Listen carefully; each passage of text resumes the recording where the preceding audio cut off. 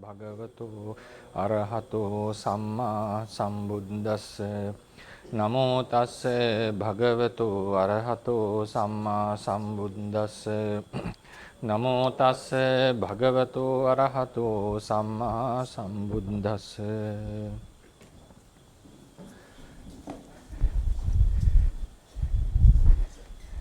ගෞරවනීය ස්වාමීන් වහන්සේලා වරක් ප්‍රමුඛ මහා සංඝරත්නයේ අවසරයි.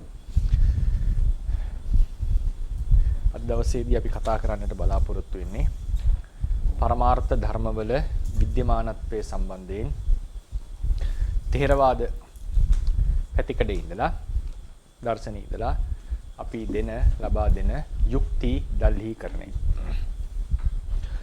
අපි දල්හීකරණය කියලා කිව්වේ යම් අදහසක් ඉදිරිපත් කරාම එය ස්ථාවර කිරීමට ගෙනෙන සාක්ෂ්‍ය. ඒ සාක්ෂි ක්‍රම දෙකකට අපි කිව්වා ආගම දල්හීකරණය, යුක්ති දල්හීකරණය. ආගම දල්හීකරණය කියලා කිව්වේ මොකද්ද?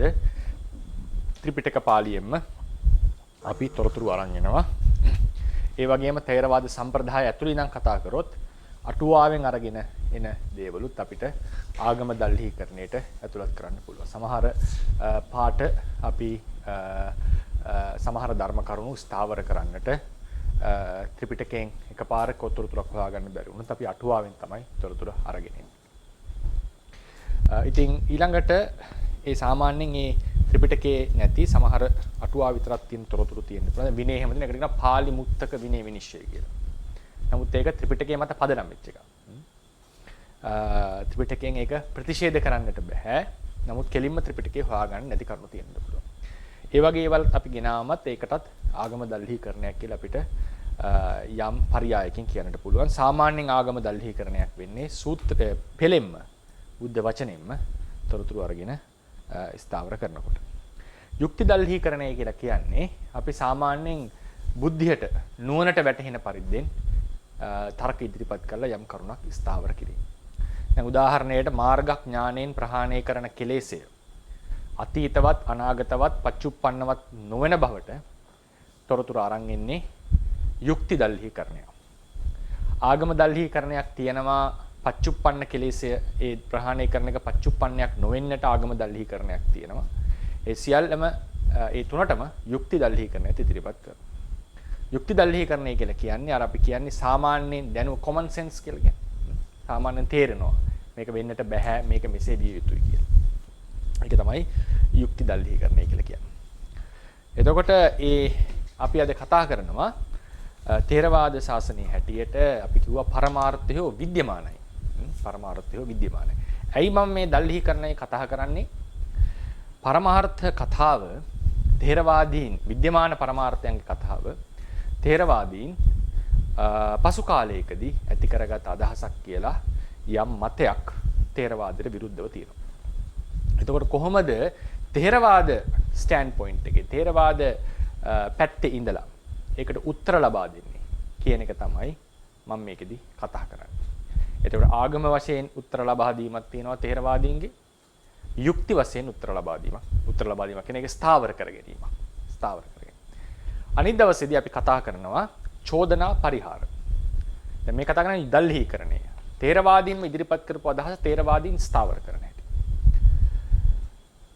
චෝදනාව කියලා කියන්නේ ථේරවාදයේ ඉදිරිපත් කරපු ඒ පරමාර්ථ විද්‍යමානත්වයට විරුද්ධව මේක විය නොහැකි කියලා අපි චෝදනාව අරන්.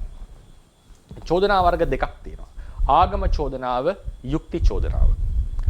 ආගම චෝදනාව කියලා කියන්නේ ත්‍රිපිටක පාළියේම තියෙන සමහර සූත්‍ර අරගෙන ඇවිල්ලා ඔය ප්‍රකාශය මේ සූත්‍රයට පටහැනි කියලා ඉදිරිපත් කරනවා.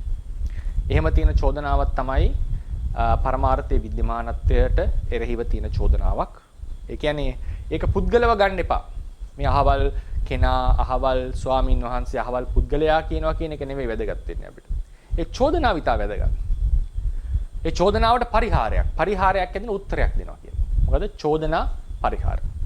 දල්හීකරණය කියලා කියන්නේ අපි ඉදිරිපත් කරපු අදහස සනාථ කරන්නට තොරතුරු විදිහේ.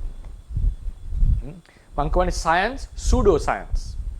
සූඩෝ සයන්ස් කියලා කියන්නේ ඒක අහලා තියෙනවද දන්නේ නැහැ. සූඩෝ සයන්ස් එක ලියන්නේ SUDO නෙවෙයි වෙන PH ඔන්නම වචනයක් එන්නේ ඒකේ මේ සයිලන්ට් වෙනවා සමහර අකුරු. PSC නේ. හරි. සූඩෝ සයන්ස් කියන එකේ අදහස් කරන්නේ දැන් සාමාන්‍ය මනෝවිද්‍යාව සිග්මන්ඩ් ෆ්‍රොයිඩ් කරේ එහෙම එකක්. එයා ගෙන ආපු අදහස සනාථ කරන්නට තොරතුරු ගෙනාවා. හරිනේ? ඒ කියන්නේ ඒ සිග්මන්ඩ් ෆ්‍රොයිඩ් ගෙනාවේ සයිකොලොජි. නමුත් ඒක ඔප්පු කරන්න කරපු ක්‍රමයට කියන්නේ සූඩෝ සයන්ස්. එයා යම් අදහසක් ගෙනාවා ඒකට ඔප්පු කරන්න තොරතුරු ගෙනාවා. සයන්ස් කියලා කියන්නේ සයන්ටිෆික් ඉන්වෙස්ටිගේෂන් නැත්නම් විශ්ලේෂණයකදී විද්‍යාත්මක පරිශීලනයකදී කරන්නේ වැරදි කියන්නට තොරතුරු හොයන එක. ඇල්බර්ට් අයින්ස්ටයින්ගේ සාපේක්ෂතාවාදය වැරදෙන්නට පුළුවන් තැන් බලලා තමයි ඒක පිළිගන්නේ. වැරදිය හැකි තැන් බලන්නේ. හරිනේ? තේරෙනවද අප්‍රෝචස් දෙක? ඔප්පු කරන්නට තොරතුරු හෙවීම, වරද්දවන්නට තොරතුරු හෙවීම. හරිනේ?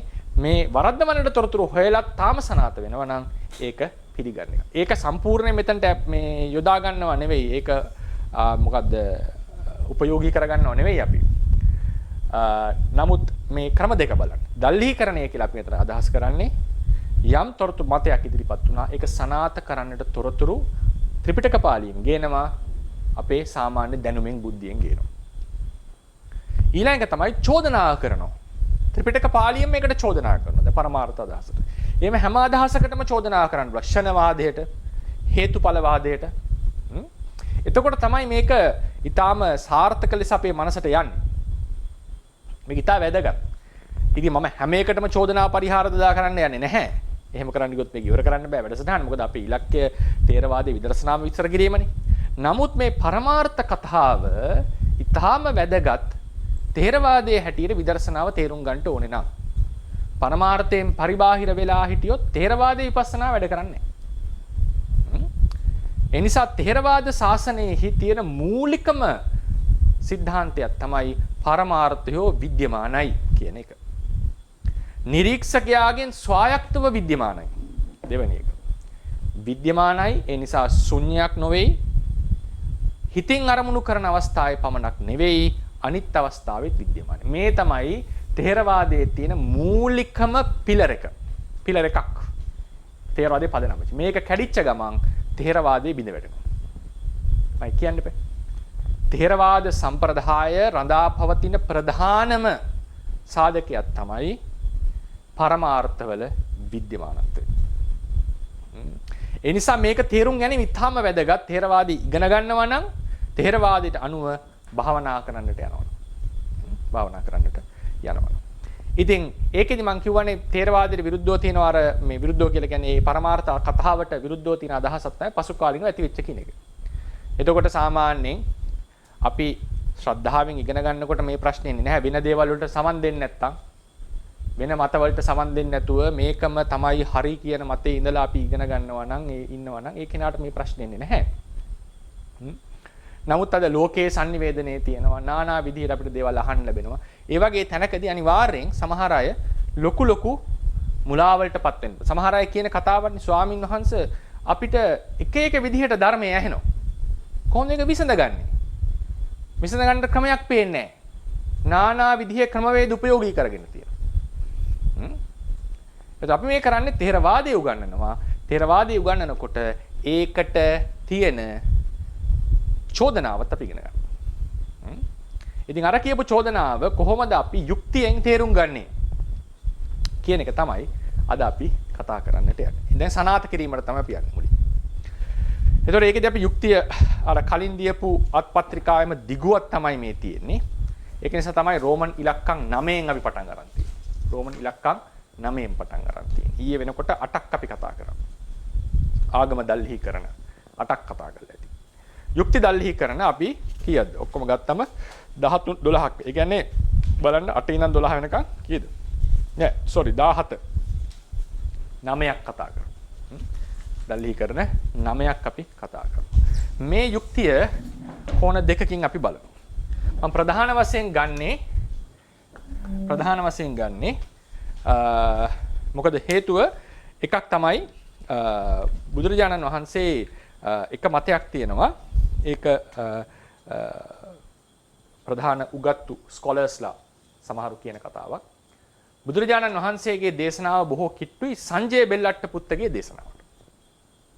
ඒ කියන්නේ මොකද්ද කිව්වේ? ඇතත් නොකියමි, නැතත් නොකියමි, නේද? මම එසේත් කියන්නේ මෙසේත් කියන්නේ මෙසේත් කියන්නේ මෙසේත් කියන්නේ කියලා කියනවා. සංජය බෙල්ලට පුත් ධර්මයේ සම්බන්ධයි. ඒකට බොහෝ සමානයි මේක. හේතුව මොකද? අත්ථීති ඒකෝ අන්තෝ නත්ථීති ඒකෝ අන්තෝ. ඇත යනුත් එකාන්තයක් සබ්බං අත්ථීති ඒකෝ අන්තෝ සබ්බං නත්ථීති ဒ ුතියෝ අන්තෝ තථාගතෝ මජ්ජේන ධම්මං දේශේති. එතකොට ඒක තියෙන අදහසක් තමයි මේක සාමාන්‍යයෙන් අපි කියන්නේ අර ඇකඩමික් ස්ටඩීස් වල ඒක කොහොමද කියන්නේ මේ ශාස්ත්‍රීය අධ්‍යයනයේදී අපිට හමු වෙන අදහසක්. ඒකේ හැටියට තේරවාදයට මේ ඇත සහ නැත කියන කෝණ දෙක ගෙනල්ලා තියෙන කවුරුත් නෙවෙයි මොග්ගලී පුත්තතිස්ස කියන ස්වාමින් වහන්සේ. ඒකේ හැටියට මේ මතේ හැටියට මේ අවුල සිද්ධ කරන්නේ මොග්ගලී පුත්තතිස්ස ස්වාමීන් වහන්සේ. සමහරට බය හිතෙන්න පුළුවන් ශ්‍රද්ධාවන්ත කෙනෙක්ට ඇයි එහෙම කියන්නේ උන්වහන්සේ රහතන් වහන්සේ කෙනෙක්නේ කියලා. ඒ තමයි ඔබ්ජෙක්ටිව් ස්ටඩීස් කියලා කියන්නේ. ඒ ශාස්ත්‍රීය අධ්‍යයනයේදී මොග්ගලී පුත්තිස්ස වහන්සේ තමයි චෝදනාව ලබන්නේ ථේරවාදය නමින් ධර්මයේ විකෘති කරා කියන එක. එහෙම වචනෙන්ම කියනවා. වචනෙන්ම කියනවා. එතකොට ඒකේ හැටියට ඇත සහ නැත යනු අන්ත දෙකක් ධර්මතාවයක් තමයි පවතින්නේ. මේක සම්බන්ධයෙන් අපි ඊළඟ දවසේ සාකච්ඡාව ගන්නවා. චෝදනාව ගෙනල්ලා අපිටම චෝදනාව ගේනවා. ථේරවාදයටම චෝදනාව ගේනවා මේ පන්තියේ. ඊට පස්සේ ඒ චෝදනාවට කොහොමද පරිහාරය දෙන්නේ උත්තරේ දෙන්නේ කියන කතා කරනවා. ඒ විදිහට අද තියෙන මූලිකම අදහස් කීපයක් තමයි මම සාකච්ඡාවට භාජනය කරන්නේ. එහෙම නැතුව සර්වස්ත්‍රිවාදීන්ගේ අදහස, සෞත්‍රාන්තිකයන්ගේ අදහස ඒ සියල්ල ගන්නෙ නෑ. හැමුණොත් අපිට මේක වෙන පාඩමක් වෙනවා. ඒක හරියට ඒක කරන්න ඕන නම් කතාවස්තු ප්‍රකරණ ඉගෙන ගන්නට ඕන. එතකොට තමයි නානා වහද වලින් ථේරවාදය පිරිසිදු කරලා දැනගැනීමේ හැකියාව ලැබෙන්නේ. ඒකත් මතක තියාගන්න. ථේරවාදී ඉගෙනගෙන ථේරවාදයේ තියෙන අර ඒකට කියන්නේ හරියටම බෝඩර්ස් ඉගෙන ගන්නට ඕන නම් සීමා මහිම ඉගෙන ගන්න කතාවස්තු ඉගෙන ගන්නට ඕන. ඒක ශාස්ත්‍රීය අධ්‍යයනයකට ලක් කරන්නට ඕන. එතකොට තමයි පේරෙන්නේ කොතනද පිහිටන්නට ඕනේ ථේරවාදියෙක් වශයෙන් කියලා. ඒ නිසා අපි අද භාජන මාතෘකාවට භාජනය කරන්නේ මේකත් ශාස්ත්‍රීය අධ්‍යාපනයේහි ප්‍රධාන වශයෙන් තියෙන සමාජයේත් සාමාන්‍යයෙන් පැතිරිලා තියෙන මත දෙකක් තමයි පරමාර්ථ විද්‍යමානත්වයට ථේරවාදීන්ගේ පරමාර්ථ විද්‍යමානත්වයට පරිබාහිරව තියෙන මත දෙකක් තමයි සාකච්ඡාවට ගන්න. එකක් තමයි සියල්ල නැත. ඒ කියන්නේ සියල්ල නැත කියන එකේ මෙතන නිවන අපි කතා කරනව නෙවෙයි. සාමාන්‍යයෙන් නිවන කියන එක පිළිගන්නවා. ඒ කියන්නේ ශුන්්‍යතාවය. ශුන්්‍යතාවය. මොකක්වත් නැහැ. කියන එක එකමද. ඊට පස්සේ සිතින් අරමුණු කරනු ලබන කල්හි පමණක් විද්‍යමාන වේ. ධර්මයෝ විද්‍යමාන වේ.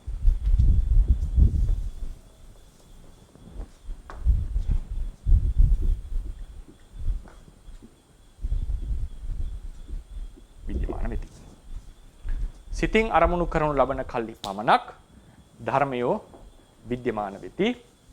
සියල්ල නැත. ඔය තමයි මත දෙක. මේක සාමාන්‍යයෙන් ශාසන ඉතිහාසයෙන් කතා කරොත් මේක වැටෙන්නේ මාධ්‍යමික දර්ශනයට. මාධ්‍යමික දර්ශනයේ විශේෂයෙන් චන්ද්‍රකීර්ති කියන මට සමහරවිට වචන උච්චාරණය අමාරු වෙනවා. චන්ද්‍රකීර්ති කියන ඒ ස්වාමින් වහන්සේ නාගාර්ජුන පාදයන් වහන්සේගේ අදහස විශ්ලේෂණය කරලා කියනවා සියල්ල නැත කියන එක තමයි බුද්ධ දේශනාව. යෝගාචාර කියන දර්ශනයේ හැටියට යෝගාචාර. ඒක වසුබන්දු අසංග වසුබන්දු කියන සහෝදර භික්ෂුන් වහන්සේලා දෙන්න ගොඩාක් ප්‍රචාරය ලක් කරනවා. ඔවුන්ගේ අදහසේ හැටියට විඥානයේ පමණක් ඇත ලෝකේ යනු විඥානයේ මායාවකි. අරමුණු කරන කල්ලි පමණයි විද්‍යමානත්වයක් තියෙන්නේ.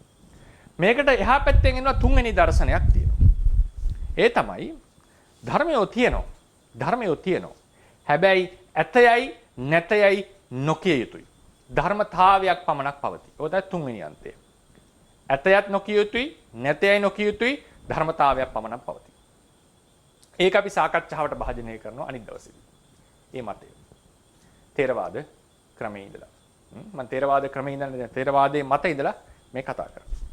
එතකොට දැන් මේ දෙකෙන් ගත්තම අපි ඉස්සෙල්ලාම මෙන්න මේ කෝණේ සිතින් අරමුණු කරනු ලබන කල්ලි පමණක් ධර්මය විද්‍යමාන වෙනවා. මේක එක අදහසක් තමයි සාමාන්‍යයෙන් ප්‍රසිද්ධව කියන්න පුළුවන් අදහසක්. හොඳ ලස්සන අදහසක්. මේ සියල්ල සිතේ මායා. මේ සියල්ල සිතේ මායා. මම අර තුන්වෙනි තැනට එන්නේ නැහැ තාම. දේවල් තියෙනවා ඇතයයි නැතයයි කියන වර්ගීකරණයට නොපැමිණිය යුතුයි ධර්මතාවයක් පමණයි කියන එක මෙතනට ගන්න එපා. ඒක ගැන මේ සාකච්ඡා කරනවා නොවේ. ඒක වෙනම සාකච්ඡාවට භාජනය කරන එක. එතනදී අපි ධර්මතාවය කතා කරනවා, ඇත නැත කියන වචන කතා කරනවා. ඒක වෙනම අධ්‍යයනයකට. මේකේ හැටියට සිතින් අරමුණු කරනකොට තමයි තියෙන්නේ. ඒ කියන්නේ මොකද්ද? සියල්ල සිතෙන් නිර්මාණය කරගත්ත දෙයක්. සියල්ල සිතේ මුලාවක්. සිතේ මායාවක්. අර කියනවනේ මායූපමංච විඥානං. මායාකාරය සිතයි. ඒ නිසා මේ සියල්ල සිතෙන් අපි නිර්මාණය කරගෙන තියෙනවා.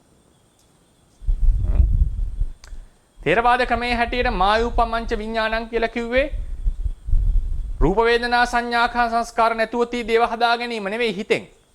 අනාත්ම වෙච්ච රූප වේදනා සංඥා සංස්කාරය ආත්මයක් ලෙස සැලකීමයි මායාව. එහෙම නැතුව ධර්මය අවිද්‍යමානයි. අවිද්‍යමාන ධර්මය විද්‍යමාන ලෙස සැලකීම නෙවෙයි තේරවාදයේ අදහස. අනාත්ම වෙච්ච, අනිත්‍ය වෙච්ච, දුක්ඛ වෙච්ච, අසුභ වෙච්ච ධර්මයෝ අසුභ ලක්ෂණය පරමාර්ථයට පොඩ්ඩක් බැහැරින් තියෙන්නේ. ඒ ධර්මයෝ නিত্য සුභ සුඛ ආත්ම ලෙස සැලකීම තමයි මායාව. ඒකනේ කිව්වේ සක්කාය දිට්ඨිය කියලා කිව්වේ රූපං අත්තතෝ සමනුපස්සති. බොහෝ තැන්වල කිව්ව රූපං අනත්තා, රූපේ අනාත්මයි. ඒ රූපය යෝ අත්තතෝ සමනුපස්සති. ඒ තමයි සක්කාය දිට්ඨිය. බැරි වෙලා හරි ථේරවාදයේ ත්‍රිපිටකය අනුව බුදුරජාණන් වහන්සේ රූපයක් නැති රූපයේ ඇත ලෙස පිළිගැනීම නම් සක්කාය දිට්ඨිය කොහොමද දේශනා වෙන්නට ඕනේ? රූපං නත්ති වික්ඛවේ. නත්ති වික්ඛවේ රූපං. අනාත්ම නෙවෙයි. කෙලින්ම දේශනා වෙන්නට ඕනේ. නත්ති රූපං. යෝ රූපං අවිජ්ජමානං රූපං අත්ථීති සමනුපස්සති තං සක්ඛා. ඒක තමයි සක්කාය දිට්ඨිය. යමෙක් නොමැති රූපය ඇතයයි සැලකීමයි මහණෙනි සක්කාය දිට්ඨිය.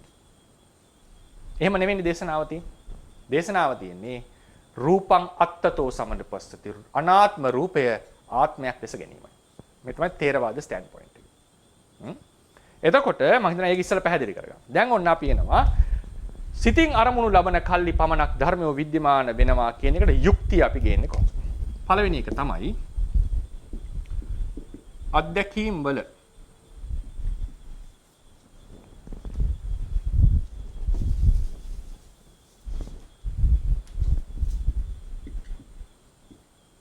සමානත්වය. අත්දැකීම් වල සමානත්වය කියලා කියන්නේ අපි හිතමුකෝ මේ ළඟපාත තැනක එකපාර බෝම්බයක් පිපුරුවා කියලා. එසේ නොවේවා. ළඟපාත තැනක බෝම්බයක් පිපුරුවා කියලා හිතමු. ඒ පිපුරුව අවස්ථාවේ මෙතන ඉන්න හැමෝටම කවුරුත් බිහිරි නැහැනේ අපි. අපිට කන් ඇහෙනවා. එහෙම අඩුපාඩු තියෙන්න පුළුවන් වයස අනුව. නමුත් අපිට කන් ඇහෙන බෝම්බයක් ඒක මගේ ලොකු සද්දයක්. බෝම්බයක් මීටර් 50කින් 60කින් එහා පිපුරුවොත් එහෙම අපිට හානියක් වුණේ නැත්තම් කන බිහිරුන්නේ නැත්තම් අපිට කියන්න අපි හැමෝම කියන සද්දයක් ඇහුණා. මොකද හිතන්නේ? මෙතන මිනිස්සු 1000ක් හිටියත් බෝම්බයක් වගේ සද්දයක් පිපුරුවොත් හැමෝටම ඇහෙන්නේ නැද්ද? මම හිතන්නේ නිදන් ඉන්න මිනිහත් ඇහැරෙනවනේ. බිහිරි නොවිච්චරන් ඇහෙනවා සද්ද. කවුරු හරි මිනිස්සෙක් කියන්නේ නෑ මට සද්දයක් නෙවෙයි මට ගඳක් නේ දැනුනේ. කියයිද? මේ මහා බෝම්බයක් පිපුරුවා ළඟපාත මේ මනසක නෑ මට සද්දයක් නෙමෙයි අහුනේ මට ගඳක් දැනුණා. මට රසක් දැනුණා දිවට. එහෙම කියන්නේ නෑ නේද? එහෙම කියන්නේ නෑ. ඒකෙන් මොකද්ද කියවෙන්නේ? මේක එක තැනක විතරක් නෙමෙයි මුළු ලෝකෙම මිනිස්සු 1000 ලක්ෂ ගාන දාලා ටෙස්ට් කරන්න හැමෝටම සද්ද ඇහෙන්නේ කන් ඇහෙනවා. මොකද්ද මේකේ තේරුම? ශබ්දය කියන එක අපේ ශෝත ප්‍රසාදයට ගැටිලා තියෙනවා. ශබ්දය නම් වූ දෙයක් තිබිලා තියෙනවා. ඒක ශෝත ප්‍රසාදයට ගැටිලා තියෙනවා. ඒ ගැට නිසා සියලු දෙනාටම සද්දය ඇහුණා. ඒ මං කියන්නේ මොකද්ද? සද්දය කියලා දෙයක් විද්‍යමානව තිබිලා තියෙනවා. බැරි වෙලා හරි මේ සද්දය යනු හිතේ හටගන්න මායාවක් නම්, හිතෙන් ගොඩනගාගත්ත එකක් නම්, ඇයි ලක්ෂයක් මිනිස්සුන්ට 1000ක් මිනිස්සුන්ටම හැමෝටම සද්දයක් විතරක් ඇහුනේ? මේක පෞද්ගලිකව හිතෙන් ගොඩනගා ගන්න එකක් නම් සියලු දෙනාටම එකම අත්දැකීම ලැබීමේ සම්භාවිතාව ඊටාම අල්පයි. සම්භාවිතාවන්නේ තියෙන්නේ. ගණන් කරපු කෙනෙක් නම් ගණිතය අධ්‍යයනය කරපු කෙනෙක් නම් අපිට බලපු සම්භාවිතාව මොනවද? හිතට අරමුණු ගන්න පුළුවන්.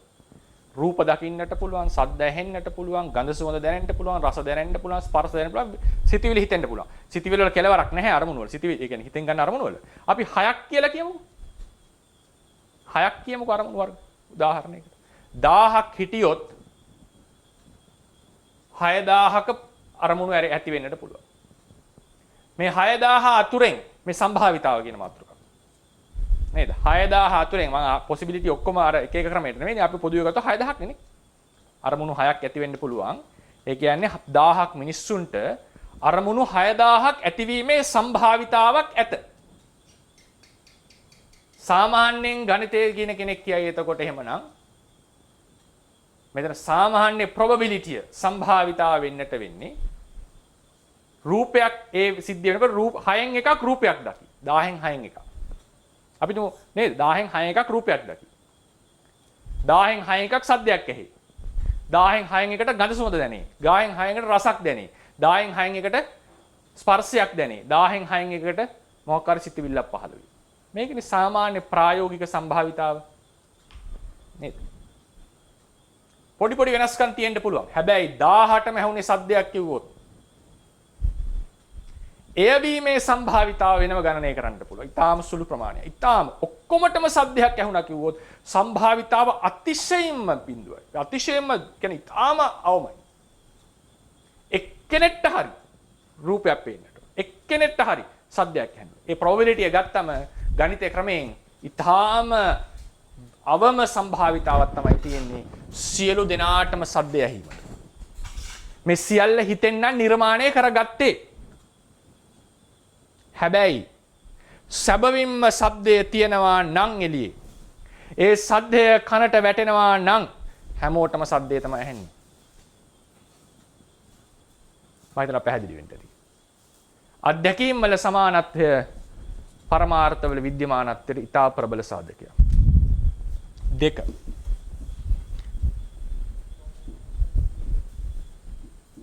මනා සංනිවේදනය. මනා සංනිවේදනය proper communication. මනා සංනිවේදනය කියලා අහන්නේ මොකද්ද? අර අපි සාමාන්‍යයෙන් කියනවා නේද? කොහෙද යන්නේ මල්ලේ පොල් කියලා කියන්නේ. අපි අහනවා කොහෙද යන්නේ? මල්ලේ තියෙන පොල් කියලා කිව්වොත් මේක මනා සංනිවේදනයක් නෙවෙයිනේ. වංචාවක් කරා වෙන්න පුළුවන්. ඇත්තටම හිතන්න මම අහනවා කොහෙද යන්නේ කියලා. එයාට ඇහෙන්නේ මල්ලේ මොනවද තියෙන්නේ කියලා නම් තියා අවංක උත්තර දෙන්න ඕනේ මල්ලේ තියෙන පොල් කියලා. මනා සංනිවේදනයක් යනු කවරක්ද? මම උසුරුවන හඬ අනිත් කෙනාට ඒ මගේ ආධ්‍යාසයට අනුව ඇසී තිබිය යුතුයි. ඒ නිසායි එයා ඒකට ගැළපෙන උත්තරයක් දෙන්නේ. දෙන්නෙක්ට කතාවක් කරන්න පුළුවන් ඇයි? දැන් මේ පාඩමේ ප්‍රශ්න අහනවා. ඔය අහන ප්‍රශ්නයට මම දෙන උත්තරය යම් හෝ ගැළපීමක් තියෙන නිසා තමයි කට්ටිය ඒක පිළිගන්නේ. හෝ නැත්නම් ඒකට විරුද්ධ වෙන්නට පුළුවන්. ඒක ගැළපෙන්නේ නැත්නම්. නමුත් කියනවා මේ නිසයි මම විරුද්ධ වුනේ. මේ හැමතැනම තියෙන මනා සංනිවේදනයක්. විරුද්ධ වුණා කියන එකේ සංනිවේදනය කැඩුනේ නැහැ. මගේ අදහස පැහැදිලිව ගිහිල්ලා ඒක මට රුචි නැහැ. ඒත් මනා සංනිවේදනයක් වෙලා. සමහරවිට මම කියන අදහස වෙනවට තේරුම් ගත්තා. ඒ තියෙන්නේ අර්ථයේ තේරුම් ගැනීමේ ප්‍රශ්නයක් මිසක් කියපු දේ නැහුණා නෙවෙයි. කියපු දේ නැහුණා නෙවෙයි. සමහරවිට මම වචනයක් කියනවා කවුරු හරි යා හිතනවා බැන්නා යාට කියලා. නෑ මම වෙන විදිහකට කියතින්. ඒ ආධ්‍යාසයේ තේරුම් ගැනීම ප්‍රශ්න. නමුත් හඬ ඇහිීමේ ප්‍රශ්නයක් වෙන්න බෑනේ. එහෙම ප්‍රශ්නයක් වුණා නම් මෙතන ඒක අවුලක්. කතා කරගන්න බෑ. කතා කරගන්නට බෑ. නමුත් එහෙම නෙමෙයි අපිට තියෙන හොඳ sannivedanayak අපි අතර. කියන ආධ්‍යාසය තේරුම් අරගෙන එයා උත්තරයක් දෙනවා. එයා කියන එක තේරුම් අරන් මට උත්තරයක් දෙන්න පුළුවන්. බැරි වෙලා හරි ශබ්දය anu හිත තුළම ඇති කරගත්ත මායාවක් නම් මම කවුරු හරි එක කතා කරන මම උත්තර දීලා තියෙන එයාගේ වචනට මම හිත තුළ ඇති කරගත්ත දෙයට. නේද? එතකොට එයා බලන්නේ එයා කියන එක නෙමෙයි මම උත්තර දෙන්නේ. එහෙනම් මෙහෙම වෙන්නට ඕනේ. එයා අහනවා කොහෙද යන්නේ? මම මේ මල්ලේ පොළු දම්මාව ගන්න තේරෙන හින්දා. කොහෙද යන්නේ? මට ඇහෙනවා මල්ලේ මොනවද? මම කියන මල්ලේ පොල් කියලා. එයාට ඇහෙනවා ගෙදර යනවා කියලා. ඒ කියන්නේ මොකද්ද? එයාම ප්‍රශ්නේ අහලා එයාටම උත්තරෙත් හම්බෙනවා. ඒක තේරෙනවා ඒක අසම්භාවීන්. ඒක ප්‍රායෝගික නෑ ඒ තර්කය. මම හිතනවා ගොඩාක් අය ඒක ගොඩක් අයට ඒක ප්‍රායෝගික නැත්නම්ක තියෙනවා. කොටිම කිව්වොත් අරමුණ යනු හිතේ මායාවක් නම් අපි කවුරුවත් සමගවත් sannivedanayaක්වත් කර නැත. මොකද sannivedanaya කරන මිනිස්සුත් හිතේ මායාවක් නේද? කවුරුවත් එක්ක කතා කරන්නේ මම්ම හිතෙන් හදාගෙන මම්ම කතා කරනවා. කොටින්ම මේ පන්තිය ඔය කට්ටියගේ හිතේ මායාවක් මිසක් මග්ග විහාරී කියලා ස්වාමීන් වහන්සේ කෙනෙක් ලෙක්චර් එකක් දෙනව නෙවෙයි මේක ඇත්තනම්. ඔබම හිතෙන් ගොඩනගාගෙන ඔබම අල්විධර්ම ලෙක්චර් එකක් තේරවාද ලෙක්චර් එකක් අහගන්න. මම ඇත්තනම් මම හිතෙන් ගොඩනගාගෙන පිරිසක් ඉන්නවා මම බොරුවට ලෙක්චර් එකක් දෙනවා. ඒ නිසා මනස sannivedanය තේරවාදීන්ට පරමාර්ථය පිළිගන්නට ඉතා ප්‍රබල සාධකයක්. 3 මනස sannivedanය යටතේම බුදුන් සහ ධර්ම ශ්‍රවණය.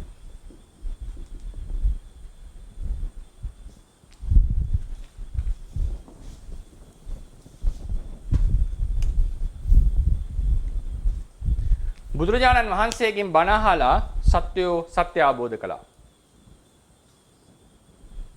බැරි වෙලා හරි අරමුණ යනු හිත ඇතුලේ පවතිනක් නම් අහලා තියෙන්නේ බුදුන්ගේ බණද තමන්ගේ හිතේ මායාවද? සත්‍ය අවබෝධයක්ද වෙලා තියෙන්නේ මායා අවබෝධයක්ද? තමන් මේ ක්‍රමය නම් තියෙන්නේ බුදුන්ගෙන් බණ අසනවා කියලා කිරිලා තියෙන්නේ තමන්ම හිතෙන් හදාගත් ධර්මයක් අහගත්ත එකයි. සිතෙන් අරමුණු මැවීම මායාවක් නම් මායූපවංච විඥානං යනු අරමුණු නැති අරමුණු හිතා ගැනීමක් නම් බුදුන්ගෙන් අහපු ධර්මයක් මායාවක්. අවබෝධ කරගෙන තියෙන්නේ බුදුන්ගේ ධර්මයේ නෙවෙයි ඔබේ හිතේ ඇති වෙච්ච මායාව. ධර්ම ශ්‍රවණය. 4 වෙනි කාරණා බුදුන් හිතේ ඇතිවන දෙයක් නම් මේ සියලු මායාවල් ගෞතම බුදුරජාණන් වහන්සේත් අපේ හිතේ ඇති වෙච්ච මායාව. බුදුන්ගේ බුද්ධත්වයට හිතේ ඇති වෙච්ච මායාව. එහෙනම් බුදු වෙලත් නැහැ කවුරුත්. බුදුවරයෙක් ඉඳලත් නැහැ. මේ සියල්ලම හිතෙන් ගොඩනගාගත්ත දේවල් පමණයි. සියලු පදනම් බිඳ වැටෙනවා. බුදුවරයෙක් නැහැ. හේතුව බුදුන්ගේ අස්තිත්වය බුදුන්ගේ විද්‍යමානත්වය තියෙන්නේ සිතෙන් අරමුණ ගන්න කල්හි නම් සියල්ල සිතේ මායා නම් ගෞතම බුදුන් යනු අපේ සිතේ ඇති වෙච්ච මායාව. උන්වහන්සේ බුදු වෙච්ච එකත් හිතෙන් ගොඩනගාගත්ත මායාවක්. උන්වහන්සේ අහපු ධර්මයක් හිතෙන් ගොඩනගාගත්ත මායාවක්. අපි අවබෝධ කරපු සත්‍යයක් හිතෙන් ගොඩනගාගත්ත මායාවක්. තේරවාදීන් මෙවන් වූ අදහස්වල ඉන්න පිරිසක් නෙවෙයි. පස්වෙනි කරුණ. දැන් අපි එනවා. මම මේ කියනවා දැන් මෙතන ඇතයයි නැතයයි නොකිය යුතුයි දේවල් තියනවා කියන අදහස නෙවෙයි මේ කතා කරන්නේ. නැවත මතක් කරන්නට ඕන. මේ කියන්නේ සිත තුළම තමයි අරමුණු පවතින්නේ. එහෙම හැර අරමුණක් නැත කියන අදහසටයි මේ කතා කරන්නේ. තේරවාද කෝණේ සිට. පස්වෙනි එක.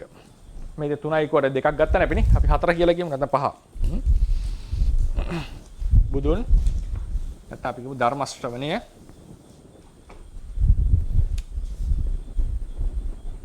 බුදුන්ගෙන් ධර්ම ශ්‍රවණය බුදුන් සහ බුද්ධත්වය. නම්බර 5. නම්බර 5 කරුණක් නෙවෙයි. නම්බර 5 මං කියන්නේ සිතේ විද්‍යමානත්වය.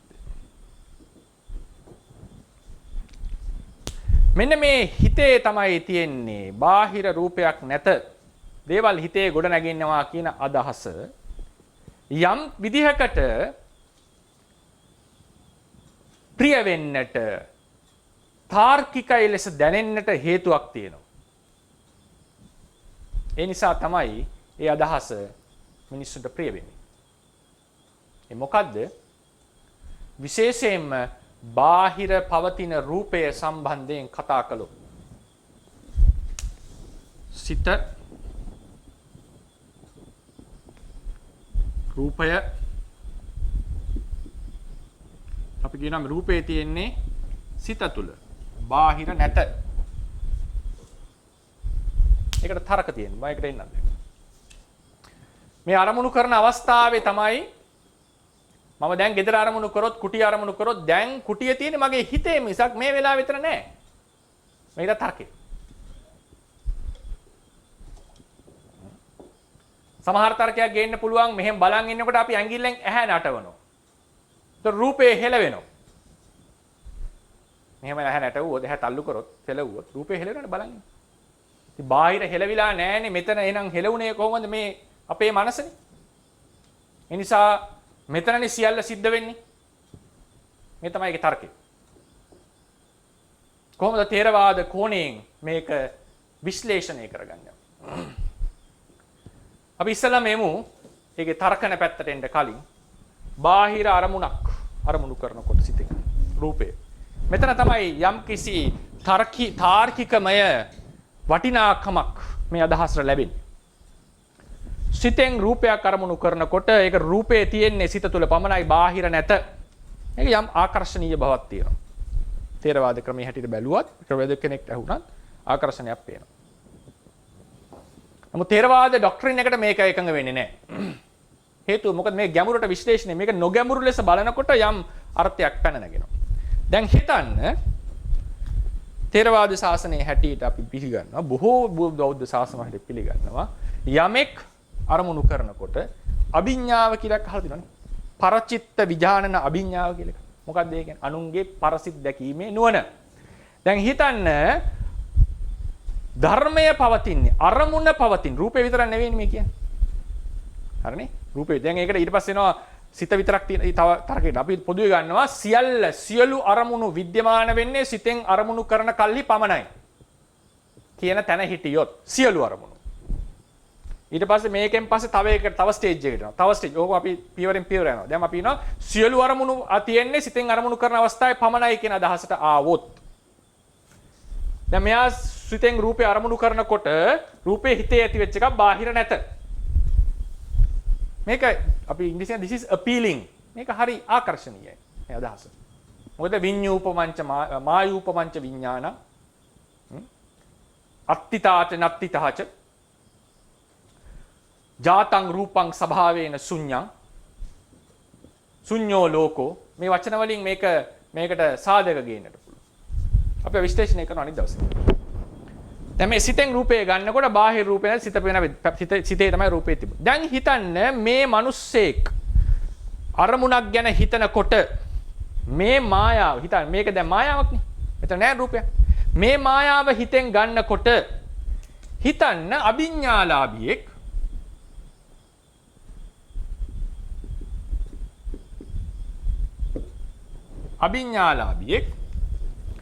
මේ සිත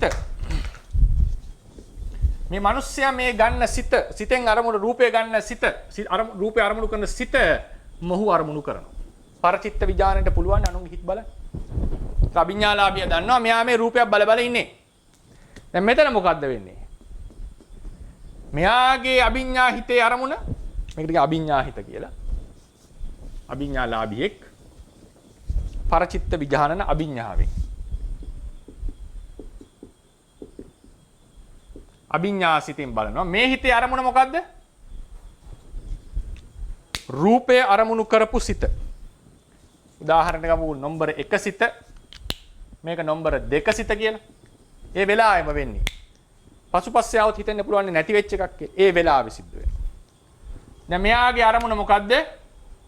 නම්බර 1 සිත. දැන් මේ ලොජික් එක දාන්න.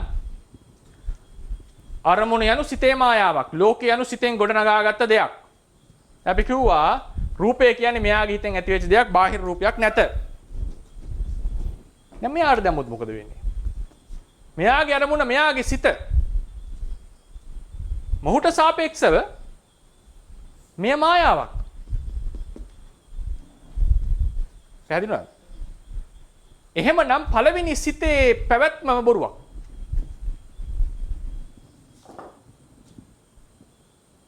අපි සිතෙන් අරමුණු ගොඩනගා ගන්නවා. අපේ සිත වෙන කෙනෙක් අභිඥාවකින් බලනකොට එහෙනම් එයාගේ සාපේක්ෂව මගේ හිත බොරුවක්.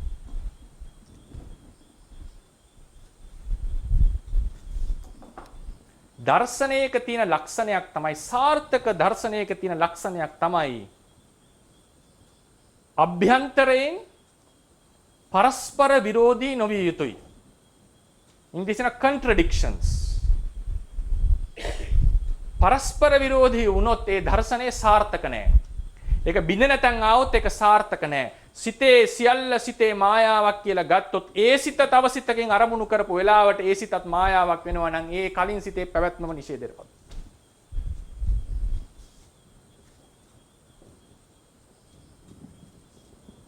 මේවට කියන්නේ self defeating arguments. self defeating argument. තමන්ගේ ආගියුමන්ට් එකෙන්ම තමන් පරදින තැන. self defeating arguments කියලා කියන්නේ. ථේරවාදය මෙතන තියෙන එකක් නෙවෙයි. ඊළඟට මේ ක්‍රමයේ පිහිටන්නට පුළුවන් එක අදහසක් තියෙනවා. මේ විදියට විස්තර කරන් ආවත් පිහිටන්න පුළුවන් තැනක් තියෙනවා. මොකද්ද? සිත පමණක් විද්‍යමානයි. අනිත් සියල්ල බොරුවක්. දැන් මේ කිව්වේ සියලු අරමුණු බොරුවක් කියලානේ. දැන් අපි කෙනෙක් කියනවා සිත විද්‍යමානයි. සිතෙන් සිතක් අරමුණු කරනකොට විද්‍යමාන සිතක්මයි අරමුණු කරන්නේ. එතකොට මේ ආගියුමන්ට් එක බිඳෙන්නේ නැහැ. ඒකට පවතින්නට පුළුවන්. රූපය හරි රූපේ මායාවක්. අභිඥාසිතෙන් මේ සිත අරමුණු කරනකොට මායාවක් නෙවෙයි. මේක විද්‍යමාන ධර්මයක් නිසා මේ වෙලාවේ සිතේ අරමුණ විද්‍යමාන දෙයක්. එතකොට කියන්න වෙනවා සිත මායාවක් අරමුණු කරන්නේ සිත හැර වෙන ධර්මයක් අරමුණු කළ අවස්ථාවලදී පමණයි. සිතෙන් සිතක් අරමුණු කරනකොට මායාවක් නෙවෙයි සත්‍යයක් අරමුණු කළදී. පැහැදිලිද? පැහැදිලි නේද? එතකොට ඒ අදහස එන්නේ සිතෙන් සිත බව හැරි. නමුත් මේ සියල්ලම ප්‍රශ්නෙට මුහුණ දෙනවා. මේවා විසඳෙන්නේ නැහැ. ඒ කතා කරනකොට සද්දයන් එන්නේ හිතෙන් හිතර නෙවෙයි සංනිවේදනය. හඬක්නේ ඇහිලා තියෙන්නේ. ඒකටනේ උත්තර දීලා තියෙන්නේ. බුදුන්ගෙන් බණ අහන බුදුන්ගේ හිත බැලුවා නෙවෙයිනේ බුදුන්ගේ ධර්ම දේශනාවනේ ශ්‍රවණය කළේ. බුදුන් කියන්නේ බුදුන්ගේ හිත නෙවෙයිනේ බුදුන්ගේ රූපකය අවබෝධයෙන් අපි තේරුම් ගත්තා. එහෙමනම් කියන්න වෙනවා හිතක් තියෙනවා මම මේ හිතෙන් අර හිත කයක් එක්ක මවාගෙන ගොඩාක් කතා හදන්න වෙනවා. ප්‍රායෝගිකත්වයෙන් බාහිරට යනවා. හරි. ඊළඟ එක. මේකට ගේන්න පුළුවන් තව ලස්සන තර්කයක්. ඒක මම ඉදිරිපත් කරන්නේ. මේ සිතේ විද්‍යමානත්වය ගත්තනේ මම. සිතේ විද්‍යමානත්වය අවිද්‍යමානත්වය මත මේක දෙදරන්න පුළුවන්. මේ අදහස් දෙදරනවා. ඊළඟට අපි කිව්වා ඇඟිල්ලෙන් ඇහැ හොලවනකොට ලෝකෙ හෙලවෙනවා. ඒ නිසා මේ බාහිර හෙලවුන්නේ නෑනේ මෙතනනේ හෙලවුනේ කියලා කියනවා. දැන් මම මේ වාක්‍ය මම ලියන්න උදාහරණයක්.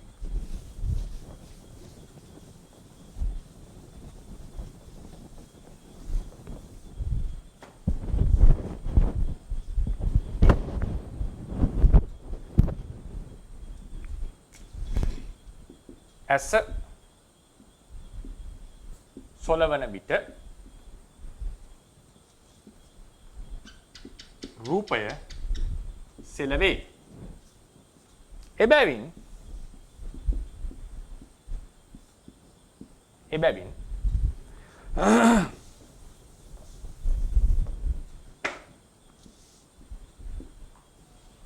ලෝකය යනු සිත තුල ඇති වූ මායාවක් පමණි. මේක තර්කයක්. තර්කයක් වෙන්නට ඒක සාධාරණයක් වෙන්නට ඒක පිළිටන්නට ඕනි භූමියක් තියෙනවා. ඒක තමයි තර්කයේ හැටි. නිකන් ඔහේ කියන්න බෑ වාක්‍යයක්. මේක තමයි මේ සිතෙන් අරමුණු කරන කල්ලි තමයි විද්‍යමානත්වයේ තියෙන්නේ කියන එකට ඔප්පු කරන්නට ගේන තර්කය. මේ තර්කය සාධාරණ තර්කයක් වෙන්නට මේක ඔප්පු කරන්නට තව සාධකයක් අවශ්‍යයි. හොඳට බලන්න. ඇස සෙලවෙන විට රූපේ සෙලවේ බැවින් ලෝකේ යනු සිත තුළ ඇති වූ මායාවක් පමණි කියලා ස්ථිර කරන්නට නම් බාහිර සෙලවීමක් වෙලා නැහැ කියන එක අපි නොකිය කියලා තියෙනවා.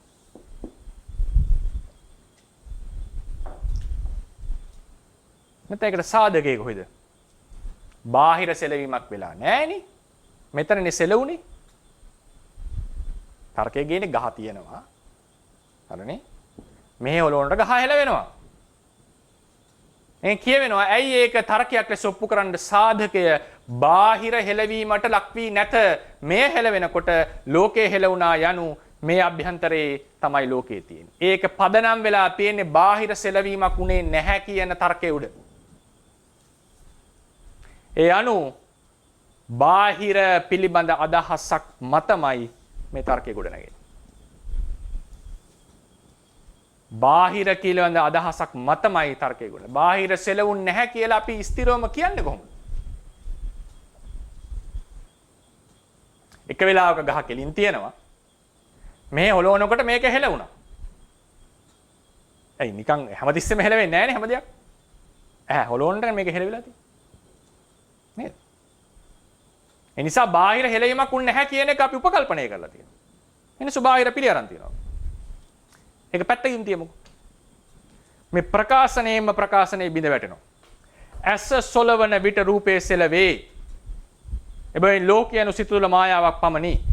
ඇසේ සෙලවීම පිළිගන්නට වෙනවා ඉස්සෙල්ලම. එහෙනම් මේ තරකයේ හැටියට ඇස ඇත.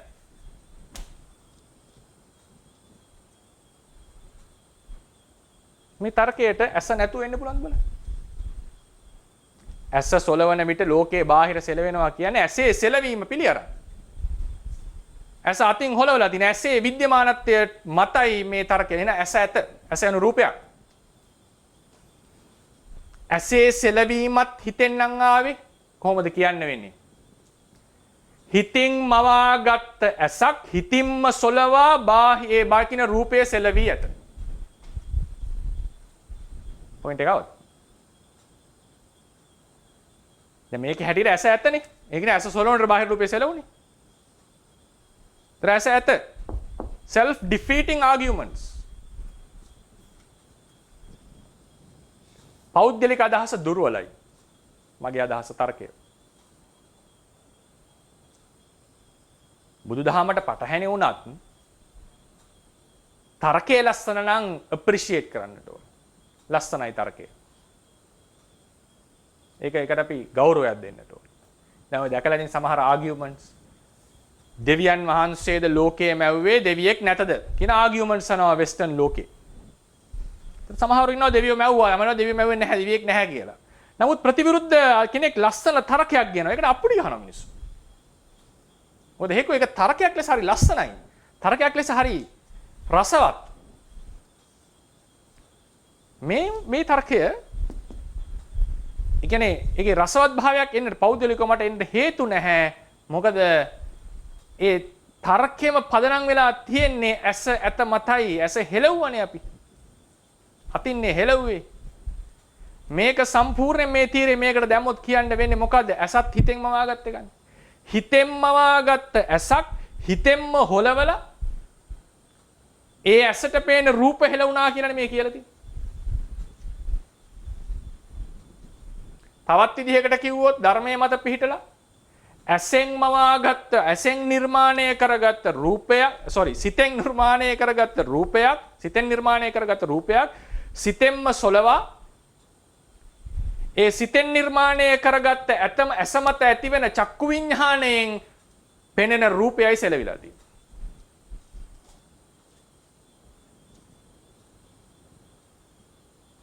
ඒ නිසා ථේරවාදය මේ වගේ අදහස් වල පිහිටලා නැහැ. කොහොමද එහෙමනම් මේ සොලවනකොට ථේරවාදී විස්තර පෙළෙනවනේ ඇත්තටම පේනවා සෙලෙනවා. ඒ සෙලීම විස්තර කරන්නේ ථේරවාදීන් කෙසේද මේක විස්තර කරන්නේ. ඒකත් වැදගත් දැනගන්න.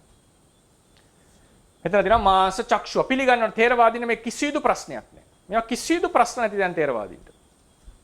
ඇසේ විද්‍යමානත්වයේ පිළිගන්න. ඇස කියන්නේ සතර මහා ධාතුන් හැදිච්ච එකක්. සතර මහා ධාතු වල පැවැත්මක්. ඒ ධාතු ඇසුරු කරගෙන ප්‍රසාදයක් පවතිනවා. ඒ ප්‍රසාදයේ තමයි චක්ෂුර් විඥානය පහළවන්නේ. මේක මේ හොලවනකොට ඇසේ තියෙන සතර මහා ධාතුන් හෙලවෙනවා. ස්ථානයේ වෙනස් වෙනවා. පොඩි ස්ථාන වෙනස් වීමක් වෙනවා. assume less. ඒ තේරෙනවනේ මේ හොලවනකොට වෙනස් වෙනවා පොඩි. ඒ කාච ආදී වෙනස් වෙනවා. එන පැති. එතකොට අපි හිතමු මුළු ඇසම සෙලවුණා කියලා. එතකොට චක්ෂු ප්‍රසාදයේ පවතින සතර මහා ධාතුත් හෙලවෙනවා. ලොකේෂන් වෙනස් වෙනවා. එතකොට විඥානයේ පහළ වෙන තැන් වෙනස් වෙන්න පටන් ගන්නවා. එතකොට ඒ නිසා අපේන අත්දැකීම සෙලවෙන වාසිය අපිට පේනවා. ඒක හරියට කැමරාවක් හෙල්ලෙනකොට ස්ක්‍රීන් එකේ හෙලවෙන වගේ කතාවක්. අර ක්‍රමයේ හැටියට කැමරාවක් නැහැ. ස්ක්‍රීන් එකකුත් නැහැ. කැමරාවත් හිතින් හදාගෙන හිතින්ම කැමරාව හොලවලා ඒ රූප හෙලවෙන බව දැකලා තියෙනවා. ඒ නිසා මේ මතයේ ථේරවාදී නෑ. ඊළඟට බලන්න සෙලවීම කියන මාතෘකාවෙන් ආවේ. සෙලවීම. ඒක අපි යමු ලියමු. ඒ කියන්නේ අසේ සොලවනවා කියන එක සෙලවීම කියන එක ගත්තා. දැන් හිතන්න. සෙලවීම කියන එක. කෙනෙක් දකිනවා තමන්ගේ යාළුවෙක් ගමනක් යනවා. මේ ක්‍රමයේ හැටියට යාළුවා ඇත්තටම ගමනක් ගිහිල්ලාද මම හිතෙන් යාළුවව ගමන් කරවලද? දැන් මෙතන ඉන්න ස්වාමීනාස කෙනෙක් ගම යනවා කියලා කියන්නේ. මගේ හැටියට මම තමයි ගමට යවලා තියෙන්නේ යාව. මගේ හිතේ මායාවක් නෙමෙයි. උන්වහන්සේ ගමේ ගිහිල්ලා නැහැ. ඊටසේ ප්‍රශ්නයක් අහන්න පුළුවන්. කවුරු හරි සෙලවෙනකොට ගස් කොළන් සෙලවෙනකොට මේ සියල්ලම සෙලවීම පේනවනේ දැන් ඉතින් පේනවනේ ලෝකෙට. මේ සෙලවීම මම හිතලා ඇති කරගන්න එකද? දැන් ගහක් කෙලවෙනකොට මම කොහොමද ඒ ගහ එළවුනේ? මම හිතලා මායාව ඇති කරගත්තද? සමහරවිට එක වස්තුවක් කෙලවෙනවා එක වස්තුවක් නිශ්චලයි. ඕකනේ වෙන්නේ සාමාන්‍යයෙන්. දැන් ස්වාමීන් වහන්සේ මෙතන නැගිටලා ගියොත් මේසෙ යන්නේ නැහනේ. මේසෙ තියෙනවා ස්වාමීන් වහන්සේ විතරයි. ඒතර මේක නිශ්චලයි මට පේනවා එහාට උන්වහන්සේ ගමන් කරනවා. එතකොට එහෙමනම් සමහර වස්තු නිශ්චල වීමටත් සමහර වස්තු ගමන් කිරීමටත් මොකක් හරි 아무තු ධර්මතාවයක් තියෙන්න වෙනවා. මේ හිතට බලපාව. හිතෙන් මම ඇති කරේ නැත්තම් බලෙන් නැත්තම් මම ඉතින් මම හිතනවා මෙහෙම අහවල් ස්වාංශ කෙනෙක් ඉන්න උන්වහන්සේ දැන් යන්නට ඕනේ කියලා. එහෙම හිතන්නේ නැහැ නේ. එහෙම නැත්තම් මොකක් හරි ධර්මතාවයක් තියෙනවා එක්කෙනෙක් යනවා අනිත් එක තියෙනවා.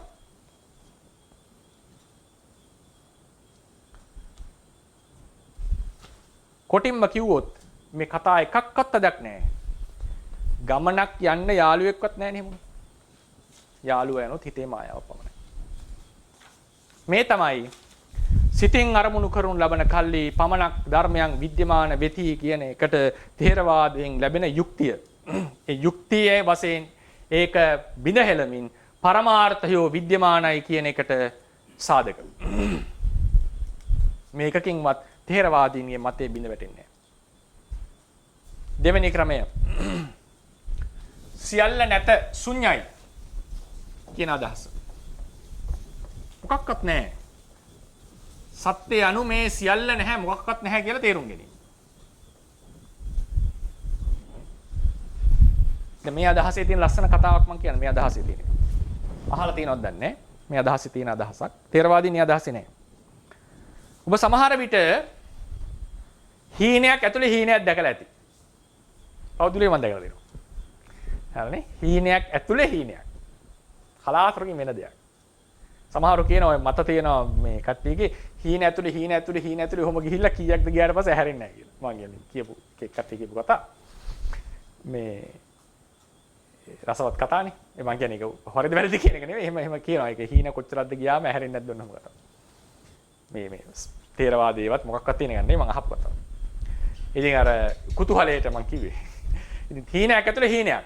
ඉතින් ඒක ආගමික නායකයෙක් කිව් කතාව අහලා තියෙන එක. ඔබ හීනයක් ඇතුලේ හීනයක් දැක ඇද්ද? ඔව් දැක තියෙනවා සමහරු. ඉස්සලා මේ කලින් පළවෙනි හීනෙන් අවදි වෙනවනේ. එතකොට ඔබ හිතනවා අවදි වුණා කියලා. හැබැයි තාම ඔබ ඉන්නේ හීනේ.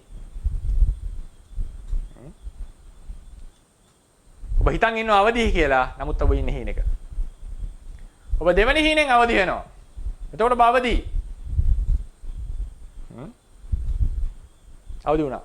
මතක තියාගන්න.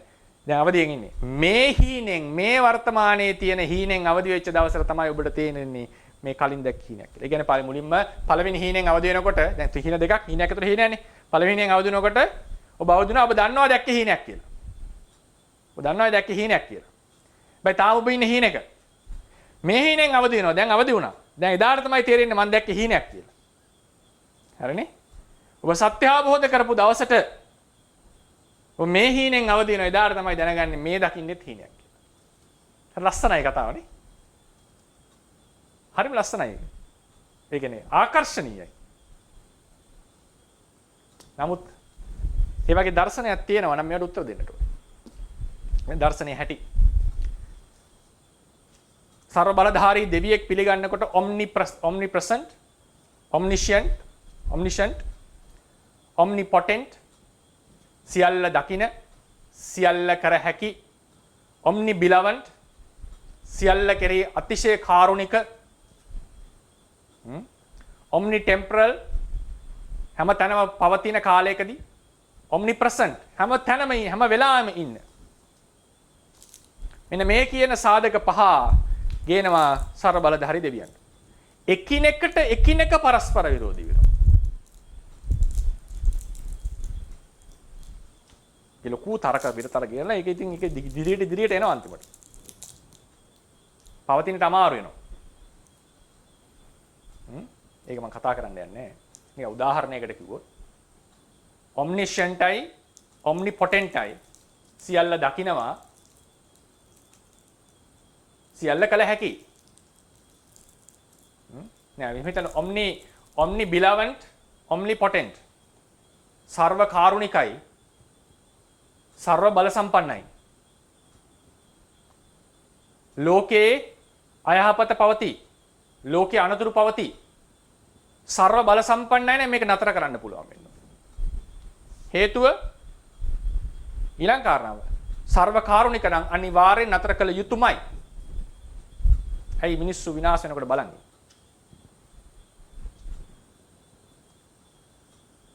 සර්ව බලධාරී වී විනාශයේ ඉඩ දෙයි නම් සර්ව කාරුණික නොවේ. සර්ව කාරුණික වෙලත් නවත්තන්නට බැරි නම් සර්ව බලධාරී නොවේ. ප්‍රතිතරක ගේනවා. නැවත ප්‍රතිඋත්තර තියෙනවා. ඔහොම යනවා දිගට. මම කියන්නේ ඒ වගේ නිකන්. මයිකෙන් බින්දා නෙවෙයි. ඒ කියන්නේ ඒක ඒ omniscient omnipresent ඒ වල තියෙන ප්‍රශ්නයක්. ඒ වගේ අර හීනෙන් අවදි වෙච්ච කතාව රසවත් වුණාට මේවට උත්තර දෙන්නට ඕනේ. ඕක තමයි දර්ශනයක තියෙන හැටි. උත්තර ඕනේ. නැත්නම් ඥානවන්තෙක් ඒක තපණය කරනවා. බොරු කියලා කෑ ගහලා වැරදි මම එකපාරටවත් කිව්වේ නැහැ මේක වැරදි කියලා. මේ දේශනාව වැරදි කියන වචනේ මගෙන් පිට වෙන්නේ නැහැ. මේක මේ වගේ අවුල් කියන්නේ ප්‍රශ්න තියෙන එකක්. එයට ඒම ප්‍රශ්න self defeating කියලා කියවෙන එකේ තේරුම මම ඩිෆීට් කරා කියන එක නෙමෙයි ඒක. ඒ තර්කය ඒ මතම පදනම් වෙච්ච නැති. ඊට පස්සේ ඊළඟ කතාව මම කියන්න ඕනේ. තර්කයකින් බිඳිච්ච පමණින් බුදුරජාණන්සේ කිව්වනේ. තර්කයකින් බිඳිච්ච පමණින් අසත්‍ය නෙමෙයි. ඒකත් මම කියන්නට ඕනේ. තර්කයකින් ඔප්පු වෙච්ච පමණින් සත්‍යයක් නොවේ. බුදුරජාණන්සේම දේශනා කරපු දෙයක් නේ. ඒ නිසා මේක ඒතකොට දැන් ඥානවන්තයා තමයි තීරණය කරන්නේ මම අඩුපාඩු සහිත දර්ශනය පිළිගන්නවද අඩු දර්ශනය පිළිගන්නවද අඩුපාඩු රහිත දර්ශනයක් තියෙනවා ඒක පිළිගන්නවද කියන එක තමන් සතු කාර්යයක්. මගේ කෘත්‍යය මේකේ මේ විදිහට විශ්ලේෂණය කරන්නේ. ඊළඟට කිසිවක් නොත ශූන්‍යයි කියන එකේදී මේක දැන් මේකේ ගොඩාක් විසඳ ගන්න තන්තියක් තියෙනවා. මේකෙදී ශුන්‍ය සියල්ල නැත කියන තැන අපිට එන එකක් තමයි සත්‍යාවබෝධය පිළිබඳ ප්‍රශ්නය. සත්‍යාවබෝධය පිළිබඳ ප්‍රශ්නය විසඳෙන්නට ඕනේ. මොනවත් නැත. මේකේ සිතක්වත් නැත. කිසිවක් නැත. නිවන ඇත කියලා කෙනෙක්ට හිතෙන්නට පුළුවන්. බෞද්ධ දර්ශනයකින් නම් එන්නේ. මේ කිසිවක් නැත කියන එක මේ බෞද්ධයෝ විතරක් කියන එක නෙවෙයි. චන්ද්‍රකීර්ති සානස් විතරක් කියන්නේ සමහර බටහිර අයත් ඉන්නවා මේ කිසිවක් නැත සියල්ල ශූන්‍යයි කියන අදහසට. අදහසින් ඉන්නවා. කිසිවක් නැතනම් කොහොමද ථේරවාද පර්ස්පෙක්ටිව් එකෙන් දිහා බලන්නේ අපි?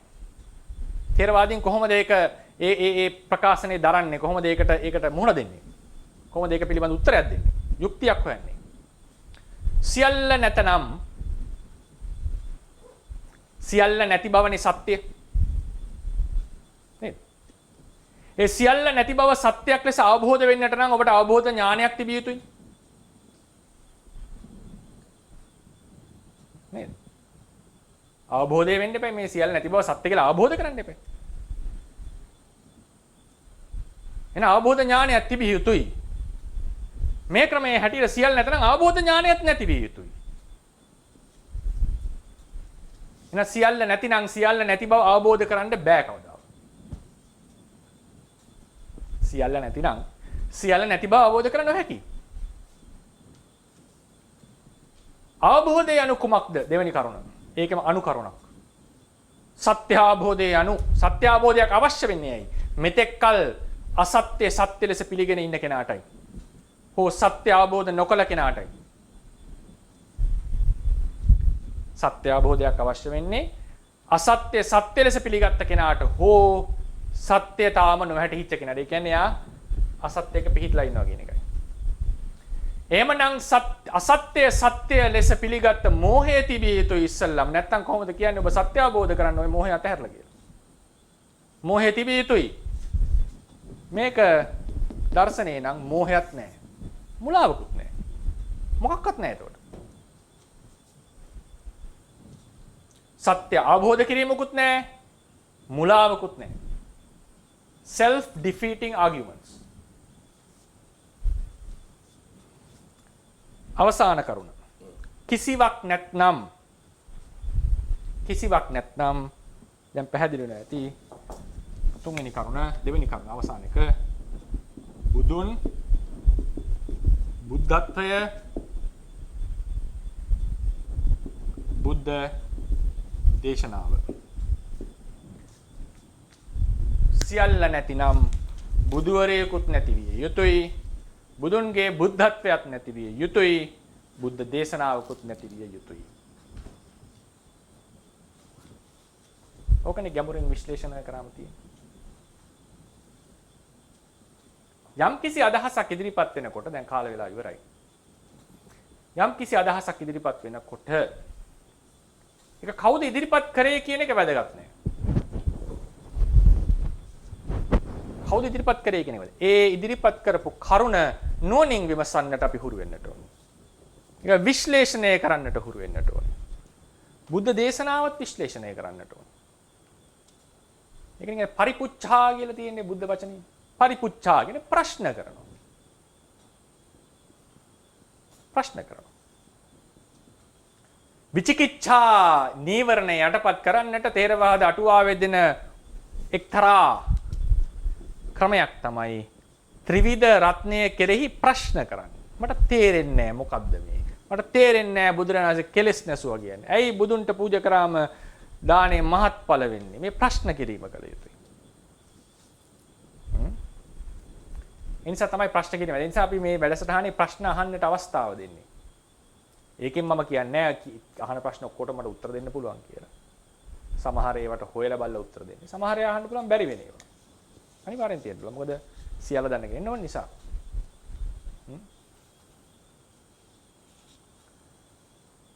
ප්‍රශ්න කරන්නට සැබෑ ධර්මයක් නම් උත්තර දෙන්නට පුළුවන් වෙනවා. කියන පුද්ගලයා අදාළ වන්නේ නැත. ඔහු ඒ විශ්වාස කරනවාද නැද්ද යන්නත් අදාළ වන්නේ නැත. කියන දර්ශනය ධර්මය ප්‍රශ්න කිරීමට ලක් කරන්න. විමසන්න. එසේ විමසන කල් හිත් ඔප්පුවේ නම් මේ පිළිගන්න. ඒ පිළිගන්න. ථේරවාද ශාසනයේදී තාර්කිකව දෙය තේරුම් ගන්නට පුළුවන්. එයින් නතර වෙන්නේ නැහැ ථේරවාදය. එතනින් එහාට ප්‍රත්‍යක්ෂ දර්ශනයක් කියනවා. ඒ ප්‍රත්‍යක්ෂ දර්ශනය තුලින් ථේරවාදීන්ගේ හැටියට සැක දුරු කරමින් තමන් මෙය අවබෝධ කරගන්න. ඒක තමයි ථේරවාදී මාවත. හැම බෞද්ධ මාවතකම ඔක් කියලා තියෙනවා. එතකොට කවර දර්ශනයක්ද මේ වගේ ප්‍රශ්න කිරීම මැදේ පවතින්නට පුළුවන් කියන එක තමයි ශ්‍රාවකයෙක්ගේ තියෙන්නට ඕනේ කැපැසිටි. හැම දිනාට මේ කරන්න පුළුවන්ද බැරිද කියන මාතෘකාව අදාළ වන්නේ නැහැ. මේ දේශනා මාලාවේ බලාපොරොත්තුව ඒකයි. ථේරවාදය අපි කියනවා. ථේරවාදයේ තියෙන දර්ශනය අපි කතා කරනවා. ඒක ප්‍රශ්න කිරීමට ලක් කරනවා. ඒ තුලින් ථේරවාදයෙන් ලබා දෙන්න පුළුවන් උත්තර ටික අපි සාකච්ඡාවට භාජනය. ඒ නිසා තමයි ඒක තමයි මේකේ අදහස් මාතෘකාව. අද කතාව යුක්තිය අපි කතා කරේ. දැන් ඊළඟ දවසේ අපි චෝදනාව සහ පරිහාරය මේ පරමාර්ථ කතාවට කතා කරලා මේක දවස් දෙක තුනකින් ඉවර වෙනවා. ඊට පස්සේ අපි රූපේ කියන මාතෘකාවට යනවා. එහෙනම් දේශනාව අවසానයි. ප්‍රශ්න අහන්නට අවස්ථාව ලබා දෙන්න.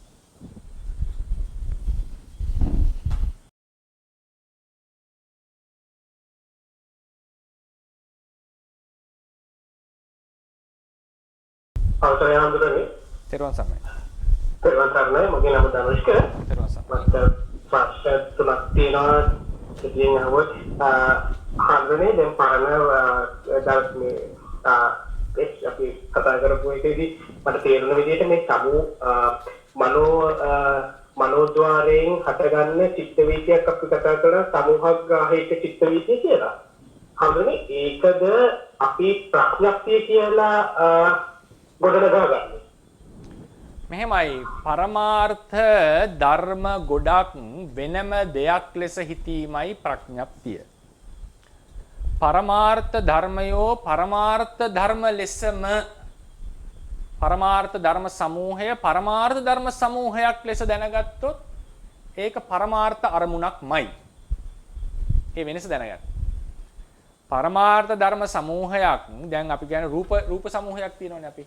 චක්කු විඥාණයට එක එක රූප නෙවෙයි අරමුණු වෙන්නේ. වර්ණ රූප සමූහයක්.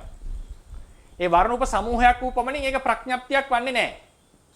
ඒක මේසයක් පුටුවක් කියලා අදහසට ආවොත් තමයි ප්‍රඥප්තිය කියලා කියන්නේ. රූප ධර්ම සමූහය රූප ධර්ම සමූහයක්. ඒක පරමාර්ථ අරමුණක්.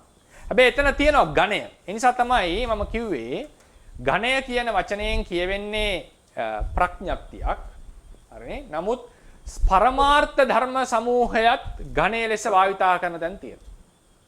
විදර්ශනාවේදී ඝණය සම්පූර්ණයෙන් බිඳෙන්නේ නැහැ. ඒ නිසා සමූහග්‍රාහික චිත්ත විහිතියේදී කරන්නේ අතීතාරම්මනික වෙච්ච රූපාරම්මන සමූහය එකපාර අරමුණු කරනවා. ඒක තාම පරමාර්ථ ආරම්මණයක්. පරමාර්ථ ධර්ම. ඒක හැබැයි ගිනිපෙනෙල්ල කියලා හිතුවොත් එදාට ප්‍රඥප්තියට අපි යනවා. පැහැදිලි වුණාද? හම්බුනේ ප්‍රශ්න දෙකක් තියෙනවා අහන්නද? හම්බුනේ මේ රූපාවචර ශක්තිය අරූපාවචර ශක්තිය ගත්තාම හම්බුනේ එතන මට තේරෙන විදිහට රූපේ නැහැ නාම තමයි පවතින චිත්ත සායිතික කියන එක තමයි මට තේරුනේ. ඒකට හම්බුනේ වස්තු ප්‍රසාද කියන රූප සත්‍යයෙන් නැතුව කොහොමද හම්බුනේ විඥාන කො නාම කියන සත්‍යය තියෙන්නේ? වස්තු රූපේ නැතුව නේද කියන්නේ? වස්තු හෝ ප්‍රසාද. වස්තු රූපයි. ඉතින් ඒක පොට්ටපාද සූත්‍රයෙන් ඉන්නේ පැහැදිලිවම නේද? පොට්ටපාද තුමා අහනවා සත්‍ය වර්ග ගැන අහනකොට ඉස්සෙල්ලාම සාමාන්‍යයෙන් මේ කබලිකාර ආහාර වර්ග ගන්න මේ ඝන සත්‍යය ගැන කතා කරනවා. ඊට පස්සේ මනෝමය සත්‍යය ගැන කතා කරනවා. මනෝමය සත්‍යය කියන්නේ මේ සියුම් රූපයක් තියෙන හිතano හසරවිය හැකි රූපයක් තියෙන කෙනෙක්. ඊට පස්සේ අහනවා අරූපී සත්‍යය ඉන්නවද කියලා. දැන් සමහර හිතන බලන්නේ අරූප ලෝකයේ සියුම් රූපයක් ඇත කියලා හිතක් ඉන්නවා. අරූප ලෝකයේ සියුම් රූපයක් ඇත. හේතුව නල කලාපී සූත්‍රය. නල කලාපී සූත්‍රය. ඒ නිසා අසඤ්ඤ සත්වයේ සිතක් තිබිය යුතුයි අරූප ලෝකයේ රූපයක් තිබිය යුතුයි. ඒක තමයි තර්කය. ථේරවාදයේ හැටියට නල කලාපී සූත්‍රය දේශනා කරන්නේ පංචවෝකාරයට සිතක් නැසිසා කයක් නැති පිළිවෙලින් බඹතල දෙකක් තියෙනවා. නලකලාපී සූත්‍රය සර්වයෙන්ම ජෙනරලයිස් කරොත් එහෙම හැම භවයකම නාම රූප දෙක තිබිය යුතුයි. තේරවාදීන්ට කොහොමද මේ නලකලාපී සූත්‍රයේ තියෙද්දිත් අසඤ්ඤ සත්වයත් අරූප ලෝකයක් පිළිගන්නට තියෙන එක පොට්ටපාද සූත්‍රයේ යමක ප්‍රකරණේ පැහැදිලිවම කියනවා. යමක ප්‍රකරණේ පොට්ටපාද සූත්‍රයේ හැටියට සාමාන්‍ය ඝන ශරීරය ඇති සත්වයා මනෝමය ශරීරය ඇති සත්වයා මනෝමය රූපයක් තියෙන සත්වයා අරූපී සත්වයා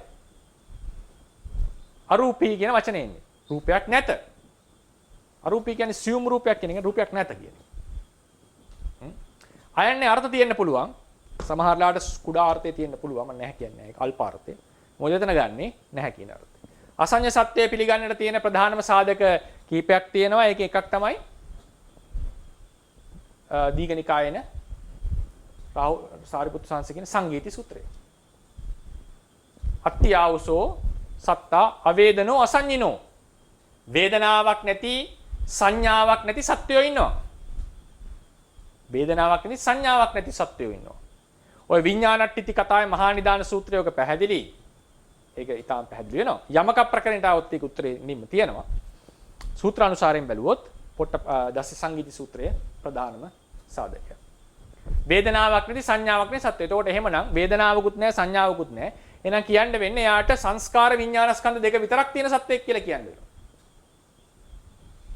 එහෙම එකක් නැහැනේ වේදනාව සංඥාව ප්‍රඥාව වගේ ධර්මයෝ එකිනෙකට වෙන් කළ නොහැකි කියන එක කියනවනේ අර මොකක්ද ඒ සූත්‍රය ගන්නේ අර වේදල්ල සූත්‍රය මහා වේදල්ල චුල්ල වේදල්ල අර සාරිපුත්තු සාංශේ කොට්ටිතු සාංශලදී ප්‍රශ්නේ සාකච්ඡා. ඒ නිසා අසඤ්ඤ සත්වයයි අරූප ලෝකයයි කියන එක තේරවාදීන් හේතු සාධක මත ත්‍රිපිටකයේ මත පිහිටලා කියන කතාව. කොහොමද ඒක වෙන්නේ කියලා ඇහුවොත්. කොහොමද ඒක වෙන්නේ? ඒක තමයි භාවනා බලයෙන් සිත දියුණු කරාම තියෙන හැටිය. ඒක රේරුකාණේ ස්වාමීන් වහන්සේ මට මතක හැටියට ඒක පොතක දීලා තියෙන ලස්සන උපමාවක්. මැටි කියන එක වතුරේ දිය වෙනවා. හැබැයි මේ මැටිම හොඳට පුලුස්සලා වළඳක් හැදුවොත් මේ මැටි වතුරේ දැම්මට දිය වෙන්නේ නැහැ. ඒ වගේ පංචවෝකාර භවයේදී සිතට රූපයක් නැතුව පවතින ඒ මොන හේතුව සිත දුර්වලයි. ඒකට හේතුව අපි ඔය කතා කරනවා රූප පාඩමේ වස්තු රූපය කියන මාතෘකාවෙන්. ඇයි වස්තු රූප අවශ්‍ය කියලා? සිත දුර්වලයි. නිසා රූපයක් අවශ්‍යමයි. නමුත් භාවනා බලයෙන් අරූප ධානය නැවති ඊටාම බලවත් සමාධියටපත් වෙච්ච අරූප ධානයට යනවා කියලා කියන සමාධියක් විතරක් නෙවෙයි රූපේ කෙරෙහි රාගයේ ආසාව දුරු කරන්නට. ඔය ධාන වලට යනවා කියන කතාව හරි ගැඹුරු එකක්. ඒ ප්‍රඥාව තියලා මෝහයක් දුරු වෙන්නට ඕන. ඉතින් තප්පටම ඥාන සූත්‍රය තමයි ඒක කතා කරන්නේ. මම එදා ඒක වැරදි එල්ලුවේ පටම තඥාන කියලා. තප්පටම ඥාන සූත්‍රය. මට මතක හිටියේ. තප්පටම ඥාන සූත්‍රය. ඉතින් ඒකෙදී ඒකේ වෙනස් කරපු නිසා ඒ බලවත් සමාධියට ආපු නිසා ඒ සමාධිමත් සහ රූපය විරාග කරපු ආසාව යටපත් කරපු බලවත් සමාධිමත් සිතෙන් ප්‍රතිසන්දි ගන්නකොට ඒ භවයේහි රූපයකින් තොරව නාමයට පැවතිය හැකි. ඒක තමයි උත්තරය දෙන්න තියෙන්නේ. කොහොමද ඒක පවතින්නේ කියන එක විස්තර කරන්නට බෑ. කොහොමද පවතින්නේ කියන්න බෑ. තර්කයක් ඇනලොජි එකක් තමයි දෙන්නේ. හරියට මේ වගේ දේවල් සිද්ධ වෙන්න පුළුවන්. ඒක සාධක ලෙස ගන්නේ ත්‍රිපිටක පාළියේ තියෙන ඔය කියන කරුණ. තව පුංචි ප්‍රශ්නයක් හම්දුරනේ යකඩයක් රත් කළාම අපි දිය වෙනවා කියන එක ගත්තාම හම්දුරනේ එතනදී අපි දක්වන්නේ පඨවි ගතිය අඩු වුණා කියන එකද ආපෝ ගතිය වැඩි වුණා කියන එකද කොහොමද? ඒක අපි රූපකාණ්ඩෙදි කතා කරමු. රූපකාණ්ඩෙදි අපි කතා කරමු. ඕක රුප්පණය කියන මාතෘකාවෙන් නෝ රුප්පණ වර්ග දෙකක් තියෙනවා. කලාපයේ ඇතුලේ රුප්පණය, පරම්පරාවේ රුප්පණය. අපි ඒක දින කතා කරාම ප්‍රශ්න විසඳෙයි.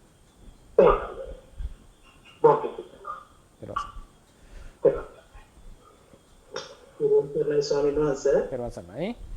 මම පාඩමට පොඩ්ඩක් පිටින් යන ප්‍රශ්නයක් මට තිබුණ හින්දා මම අහන්නේ.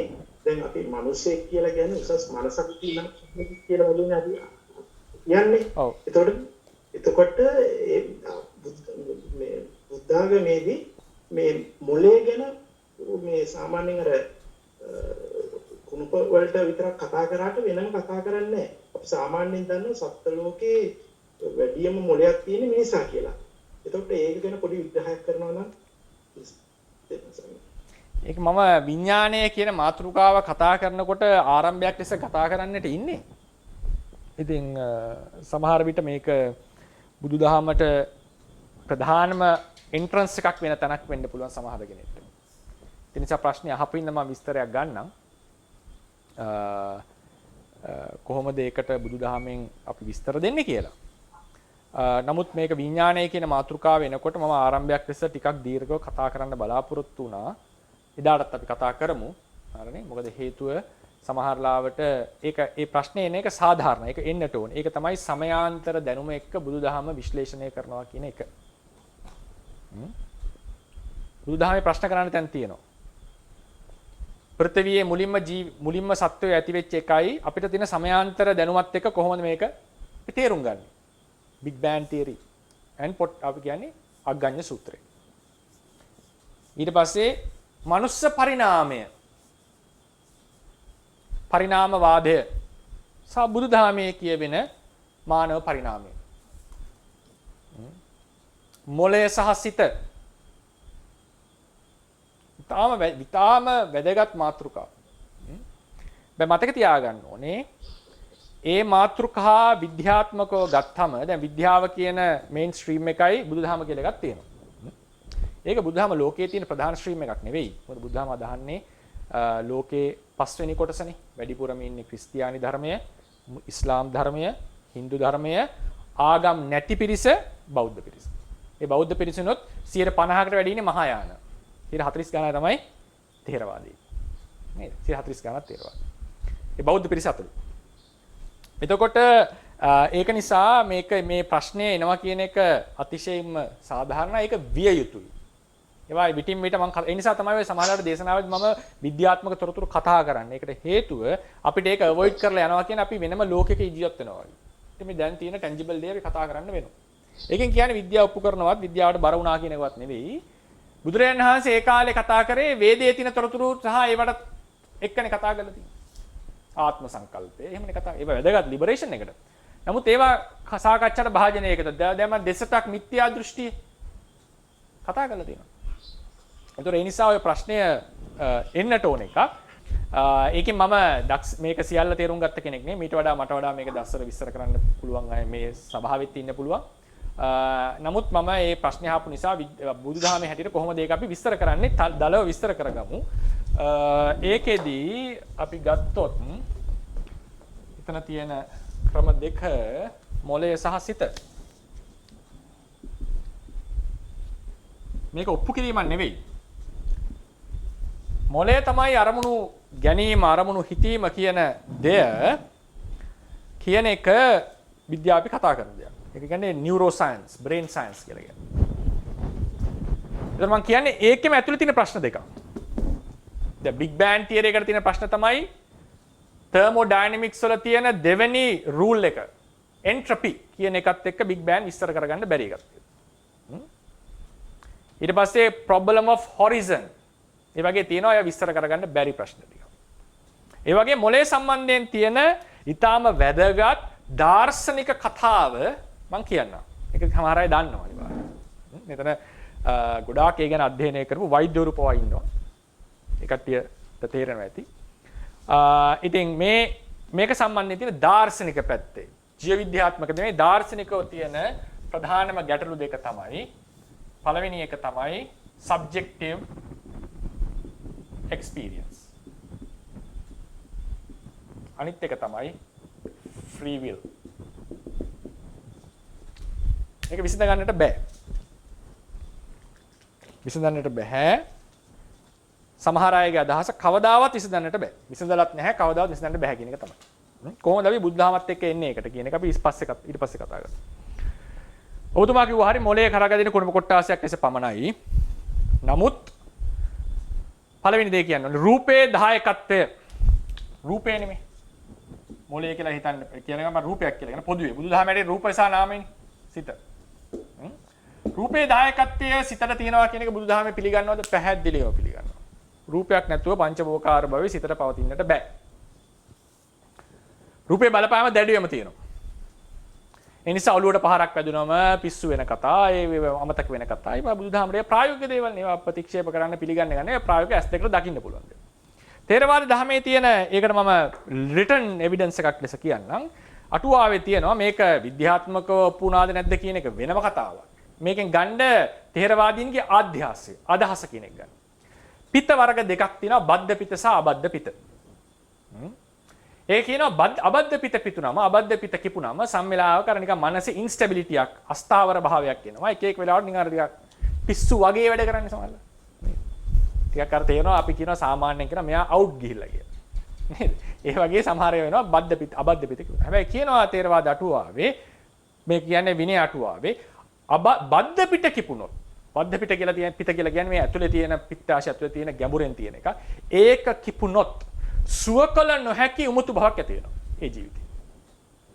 සුවකල නොහැකි උමුතු බව. ඒක වෙනවද නැද්ද කියන එක පැත්තකින් තියමුකෝ අපි. මේකේ මොකද්ද කියලා දෙන්න. සමහර අවස්ථා තියෙනවා බුදුදහමේ හැටියට සිතට රූපේ ඉක්මවිය නොහැකි. රූපේ තනිකර ඩොමිනන්ට් කරලා සිත යටපත් කරගන්නවා. සිතට තනිකර බලපෑමක් සිද්ධ කරන බව මේක කියවෙනවා. ඒ නිසා රූපයෙන් සිතට තියෙන බලපෑම බුදුදහමේ පිළිගන්න එකක්. සිතෙන් රූපයට තියෙන පච්චාජාත ආදී ප්‍රත්‍ය රූපයෙන් සිතට තියෙන වස්තුවක් වීම සහ මෙන්න මේ කියපු අමුතුම බලපාන ගතිය. ඒකට මේ ෆිසිකලි කනෙක්ට් වෙලා තිබීමම ඒ කියන්නේ යම් ක්‍රමයකට තියෙනවා මේක එක යුනිට් එකක්. එක ඒකකයක් ලෙස සලකන්නේ බුදුදහමේ හැටියට. එක ඒකකයක් ලෙස සලක. අපි දැන් කතා නාම රූප විනයට සම්බන්ධය කියලා අපි කතා කරන්නේ. එතකොට ඒකත් අපි හිතේ තියාගන්නට ඕනේ මේ ඉස්සල්ලාම බුදුදහමේ හැටියට. මේ බලපෑමක් නැතුව නෙවෙයි තියෙනවා. ඊළඟට දැන් මෙතන එනවා මොලේ කතාවට. Subjective experience. මොලේ කියන්නේ මොකද්ද? මොලේ කියලා කියන්නේ නියුරෝන ගොඩක එකතුවක්. සහ ඒක අදහස් දැනෙනවා කියලා කියන්නේ යම් අත්දැකීම් වලට ප්‍රතිචාර දක්වනවා, හිතනවා, සිතවිලි පහළ වෙනවා, ක්‍රියා කරනවා. එතකොට අපිට හැමෝටම දැනෙනවා එක්තරා එක්ස්පීරියන්ස් එකක්, සබ්ජෙක්ටිව් එක්ස්පීරියන්ස් එකක්. හැබැයි මොලේ ක්‍රියාකාරීත්වයේ තියෙන්නේ කෙමිකල්ස් වල, රසායනික ද්‍රව්‍ය මත. ඒ වල ක්‍රියාකාරීත්වයක් උඩ තමයි මේ සියල්ල සිද්ධ වෙන්නේ. හරිනේ? එතකොට නමුත් අපිට දැනෙන මේ එක්ස්පීරියන්ස් එක රූපයකින් විස්තර කළ හැකිද? මොකද්ද මේ? අපිට දැනෙන එක්ස්පීරියන්ස් එක මොකද්ද? මේ අරමුණක් ගන්නවා, මේක දැනගන්නවා, මේක ගැන හිතනවා. දැන් මම මේක කතා කරනකොට ඔය පිංගුතුන් හරි ස්වාමීන් වහන්සේලා මොනවද හිතනව ඇත්තේ කියලා යම් අදහසක් මට එනවා. මේක මෙහෙම කිව්වොත්ද වැටහෙන්නේ, මෙහෙම කිව්වොත් වැටහෙන්නේ කියලා හිත ඇතුලේ යනවා යම් වේගයක්. මේක යම් තරගයක්, ඒ කියන්නේ හිතවිල්ලක් පැටව ස්ට්‍රගල් එකක් තියෙනවා හිත ඇතුලේ. කෙනෙක් එක්ක කතා කරනකොට මෙයාට තේරෙයිද? හිත රිදෙයිද? කොහොම කතා කරොත් හරිද? මේක ලොකු කතාවක් හිත ඇතුලේ කියවන. මේක සබ්ජෙක්ටිව් එක්ස්පීරියන්ස්. ඒ කියන්නේ ඒක රූපයෙන් විස්තර කළ හැකි දෙයක් නොවේ. මේක තමයි පළවෙනි තර්කය බ්‍රේන් සයන්ස් වලට එරෙහිව තියෙන. සිත කොන්ෂස්නස් කියන එක ගැන කතා කරනකොට. මේ තියෙන අත්දැකීම සිතිවිල්ල බ්‍රේන් සයන්ස් වල විස්තර කරන්නේ මේ අදහස ආපු මෙකැනිසම් එක, ක්‍රමවේදය. මම ඉංග්‍රීසි වචන ගොඩක් පාවිච්චි කරයි මොකද හේතුව ඒ සයන්ටිෆික් මේක නිසා. ඒ මෙකැනිසම් එක තමයි විස්තර කරන්නේ. හැබැයි සිතිවිල්ලේ හැටි, සිතිවිල්ලේ ස්වභාවය විස්තර කරා නොවේ. ඒ නිසා නවතම ෆිලොසොෆිය තමයි බටහිර තියෙන strong emergence. Strong emergence, weak emergence, strong emergence අහලා තියෙනවද දන්නේ නැහැ. Strong emergence කියලා කියන්නේ මොළය නිසා, මේ විද්‍යාත්මකව මම කතා කරන්නේ බුදුදහමෙන් නෙවෙයි. මොළය නිසා අලුත්ම විඥාණය නැමැති යම් ධර්මයක් හටගෙන ඇත. මෙය මොළයෙන් විස්තර කර නොහැක.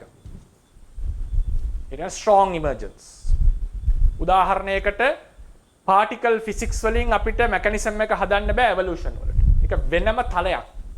strong emergence එකේ අදහස් තමයි යම් causalities තියෙනවා නම් උඩ layer එක විස්තර කරන්නට බෑ සියල්ල යටේ.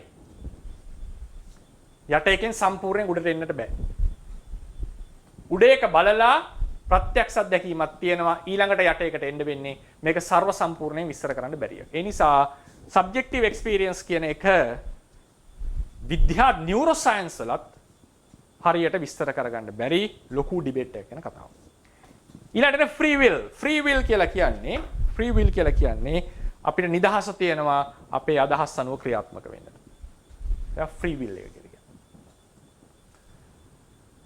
ඒ ෆ්‍රී විල් එකේදී අදහස් කරන්නේ මට මෙසේත් කර හැකිව තිබුණා මෙසේත් කර හැකිව තිබුණා. ෆ්‍රී විල් එක නිසා තමයි අපි ලීගල් සිස්ටම් එක නීතිය පවතින්නේ. යමෙක්ට දඬුවම් දෙන්නේ ඇයි? යමෙක්ට දඬුවම් දෙන්නේ වගකීමක් තියෙන නිසා. ඔබ මෙසේ නොකර ඉන්න තිබුණා කියන එකනේ කියන්නේ. මොන මිනිහෙක් මැරුවා. අසාධාරණයි. ඇයි දඬුවම දෙන්නේ? රොබෝ කෙනෙක්ට දඬුවම දෙයිද?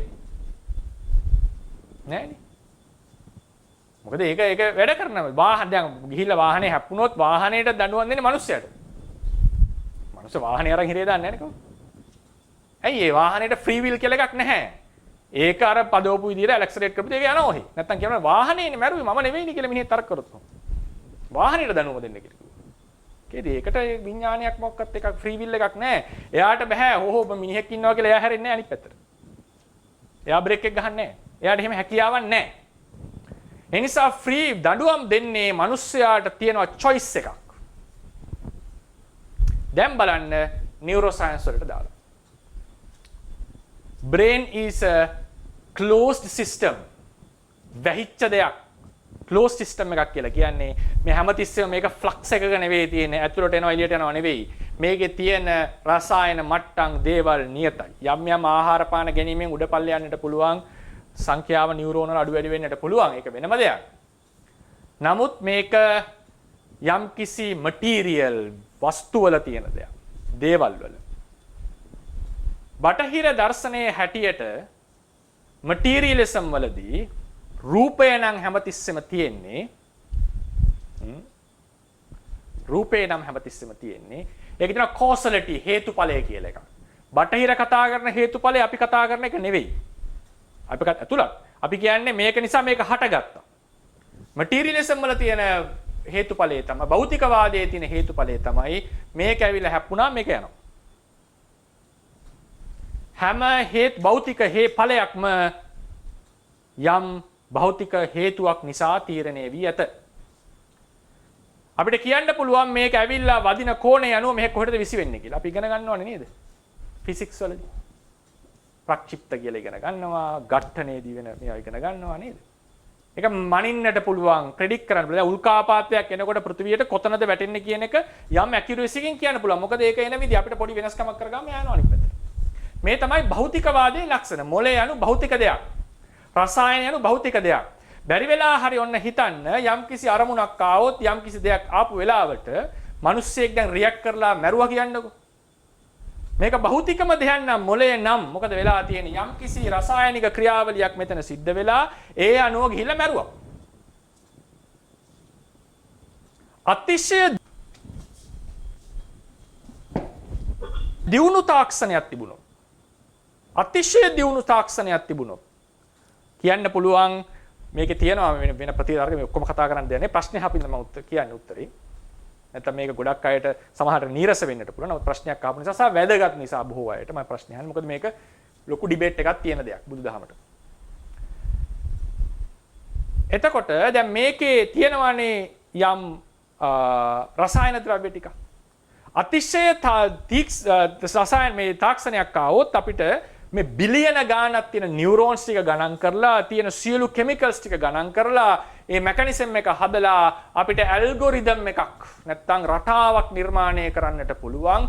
මේ මට්ටමේ කෙමිකල්ස් මේ විදිහට තිබුණොත් ඒ වෙලාවට මේ රූපය ආවොත් මෙයාගේ ක්‍රියාකාරීත්වය මෙසේ විය යුතුයි කියලා හදන්නට පුළුවන් ඇල්ගොරිතම් එකක්. මොකද හේතුව භෞතික වස්තු වල අනාගතය ප්‍රෙඩික්ට් කරන්නට පුළුවන්. පැහැදිලිද? අයි මේ තියෙනවනේ යම් වස්තු ටික. එතකොට මේක ආවොත් මෙසේ ක්‍රියාත්මක වෙන්නේ මේ තියෙන මට්ටම අනුව. එතකොට මිනිහෙක් මරලා තියෙන්නේ මිනිස්සයා නෙමෙයි මිනිහෙක් එයා අති මැරිලා. ඒ කෙමිකල්ස් ටික රියැක්ට් කරපු ක්‍රමයට මැරිලා. ඔහුගේ වසඟෙත් නැහැ. මොකද තිබුණේ මරන්නටයි. Everything becomes predetermined. ඒක හැටියට. quantum science වල කියනවා possibility predict කරන ක්‍රමයක්. ඒක මෙතනට අදාළ වෙන්නේ නැහැ. ඒ නිසා වසඟේ නැති භව එනවා. වසඟේ නැති වෙච්ච ගමන් දඬුවම් දීමක් කළ නොහැකි. දැන් අපි හිතුවොත් එහෙම ඔය දේශනාව මේ පින්වතුන් ස්වාමීන් වහන්සේලා අහන්නේ නියුරෝ සයන්ස් හැටියට ඒ තිබිච්ච නියුරෝන් වල ක්‍රියාකාරීත්වය නිසා ඇවිල්ලා ඉඳගෙන අහන්න ඉඳ ගැනිලා සමන් දෙන්නට වෙලා මම මේ කතාව කරන්නේ ඒ තිබිච්ච පට්ටමේ හැටියට කතාව කරන්නට සිද්ධ වෙලා මගේ අතින් කතාව වෙනවා මම කරනවා නෙවෙයි. කෙනෙක් අහන්න පොළ ලස්සන තරකයක් එහෙනම් බුදුදහමේ ආත්මය එක්ක කොහොමද විස්තර කරන්නේ? දැන් බුදුදහමේ තියෙන අපි විඥාණයට ආවට පස්සේ අපි කතා කරනවා සබ්භ්‍යාපාර භව, අභ්‍යාපාර භව. සබ්භ්‍යාපාර වර්ග දෙකක් තියෙනවා. හේතුඵලයේ සබ්භ්‍යාපාර භව, සිතේ සබ්භ්‍යාපාර. ඒක අපි එදාට කතා කරමු. කොහොමද ආත්මවාදයකට යන්නේ නැතුව කතා කරන්නේ? ඒ නිසා මේක ප්‍රශ්න තියෙන තැන.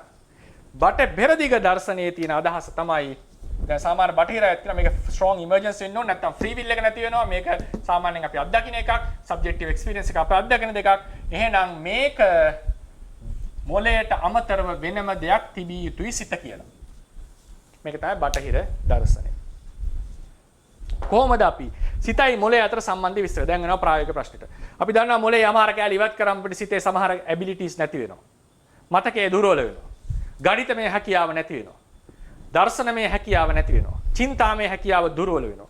මොලේ ඩැමේජ් වුණා, බ්‍රේන් ඩැමේජ් එකක් වෙනකොට. කොහොමද මේක අපි විස්තර කරන්නේ?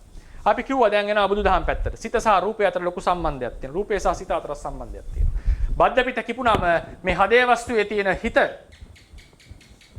හදේ වස්තුව අස්සර පිට ගියොත් එහෙම කොහොම මැරෙනවනේ මිනිහ. නේද? මේ වෙන තැන් වලින් මේක සිද්ධ වෙලා බුදුදහමේ හැටියට කොහොමද මුතුනා කියලා කියන්න වෙන්නේ මේ රූපේ ලොකු ප්‍රශ්නයක් ඇති වෙනකොට මේ හිත විකෘතියටපත් වෙනවා පවතින්නට බැරි වෙනවා ඒ කියන්නේ රූපෙන් ලොකු දායකත්වයක් වෙනවා නාමයට ඒ වගේ මේ නියුරෝන්ස් වලින් ලොකු බලපෑමක් තියෙනවා සිතට ඒක ලොකේෂන් වයිස් වෙනස් වුණාට තේරවාදයේ හැටියට හිත තියෙන හදවත ඇතුලේ ඒකත් කියන්නට එපේ තියෙන හදවත ඇතුලේ ඒක ඔප්පු කරන්න කියන්නේ ඒක භාවනා අධ්‍යක්ීමක් අනුව ලබා ගන්න දෙයක් සාමාන්‍යයෙන් නැත්නම් අටුවාවේ තියෙන විස්තරය. බුදුරජාණන් වහන්සේ කියලා නැහැ කොහෙද තියෙන්නේ කියලා. බුද්ධ දේශනාවේ නැහැ. ත්‍රිපිටකේ. මෙතකොට කොහොමද විස්තර කරන්නේ? මේ මොලේ තියෙනවා මෙතන තියෙනවා හදවත. රූපේ සිතේ තියෙන গুপ্ত ලක්ෂණ දෙකක් තමයි ඒවා මේ ඉස්සරහට එන්න ඕනේ පාඩම්. සිත මෙතන තිබුණට මුළු රූපේටම එකපාර බලපානවා. ඒකට කියනවා පච්චාජාත ප්‍රත්‍ය කියලා ප ဋ ාණේ. පච්චාජාත ප්‍රත්‍ය. පච්චාජාත අචිත්ත චේතසිකා ධම්මා පුරේජාතස්ස ඉමස්සකායස්ස පච්චාජාත පච්චේන මුළු කයට බලපාන. මෙතන තිබුණාට මුළු එකට බලපාන. ඒක නිකන් අමුතු গুপ্ত බලයක්. ඒ කියන්නේ මේක එක යුනිට් එකක් ධර්මයේ හැටියට. කර්මයෙන් බලපාපු එක යුනිට් එකක්. රූපයත් තමන්ගේ ලොකේෂන් එකෙන් පරිබාහිරව ලොකු බලපෑමක් සිද්ධ කරනවා. එක රූප කලාපයක තියෙන ඕජාව මුළු රූප සියල්ලටම බලපානවා. එක රූප කලාපයක තියෙන තේජෝ අවට තියෙන රූප කලාප වලට බලපානවා. ෆිසිකලි සම්බන්ධයක් නැතුව දුරින් තිබුණත් එක යුනිට් එකේ නම් බලපෑම සිද්ධ වෙනවා බොහෝ දුරට. දැන් ඔන්න අපි ඇප්ලයි කරනවා. මොලේ තියෙනවා යම් කිසි සෛල ටිකක් බුදුදහමේ හැටියට ඒ සෛල ටික ඒ දායකත්වය කරනවා. ඒක ප්‍රතික්ෂේප කරන්නේ නැහැ. සංගීතමය හැකියාව, සෞන්දර්යමය හැකියාව, දර්ශනමය හැකියාව, ගණිතමය හැකියාව මේ සියල්ලම දායකත්වයේ මෙතන තියෙනවා අපි ඉගෙන ගන්න පරිදි විද්‍යාවේදී. මේ කොටස් ටිකෙන් ලොකු බලපෑමක් තියෙනවා මෙතන තියෙන හිතට. මොකද රූපයට එසේ බලපා හැකි බව ථේරවාදයේ පිළිගන්න එක. එතකොට යම් කොටස් ඉවත් කරනකොට ඒ හැකියාවන් සිතට නැති වෙනවා. එතකොට සිත කියන එක ඩිපෙන්ඩන්ට් රූපේ මත බලවත් පවතින එකක්. හැබැයි මේක බලපාන්නේ අණ්ඩජ ජලාබුජ ආදී මේ ඝන ශරීර සහිත සත්වයන්ට. හේතුව එකපාරකුත් මං කියලා ඇති අපිට අහසට ඉගිලෙන්නට ඕනේ නම් තටු ගහලා ඉගිලෙන්නට පුළුවන්. බර්නියුලි නියමයෙන් වේගයෙන් ගිහිලා ඉගිලෙන්නට පුළුවන්. පල්ලෙහාට ලොකු බලයක් කරලා රොකට් එකක් ලෙස යන්නට පුළුවන්. මේ මොන ක්‍රමයෙන් ගියත් මූලික સિદ્ધාන්තයේ ගුරුත්වයට එරෙහිව බලයක් යොදලා තියෙනවා. ඒ වගේ සිත හට ගන්නට තියෙන කර්මය ආදී සාධක වස්තු රූපය ආදී සාධක ඇතිකල්හි සිතට පහළ වෙන්නට පුළුවන්. ඒ නිසා තමයි මොලයක් නැති අරූපී සත්වයෝ බ්‍රහ්මයෝ ආදීන් ගැන අපි කතා කරන්නේ. එහෙනම් පංචවෝකාරයේහි නැත්නම් මේ මනුස්ස ලෝකයේ ආදීෙහි සිතට අත්‍යවශ්‍යයි මේ කියන අංග උපාංග ටික. ඒ අවශ්‍ය වූ පමණින් අනිත් ලෝකවල ඒකේ අවශ්‍යතාවයක් අනිවාර්යෙන් නැහැ. ඒ කියන්නේ කුරුල්ලට ඉගිලෙන්ට වෙන්නෙම තටු ගහලා වගේ මිනිස්සයාට මොලේ ඇති කල්හිම තමයි මේ චින්තාමය හැකියා ආදී වර්ධනය වෙන්නේ.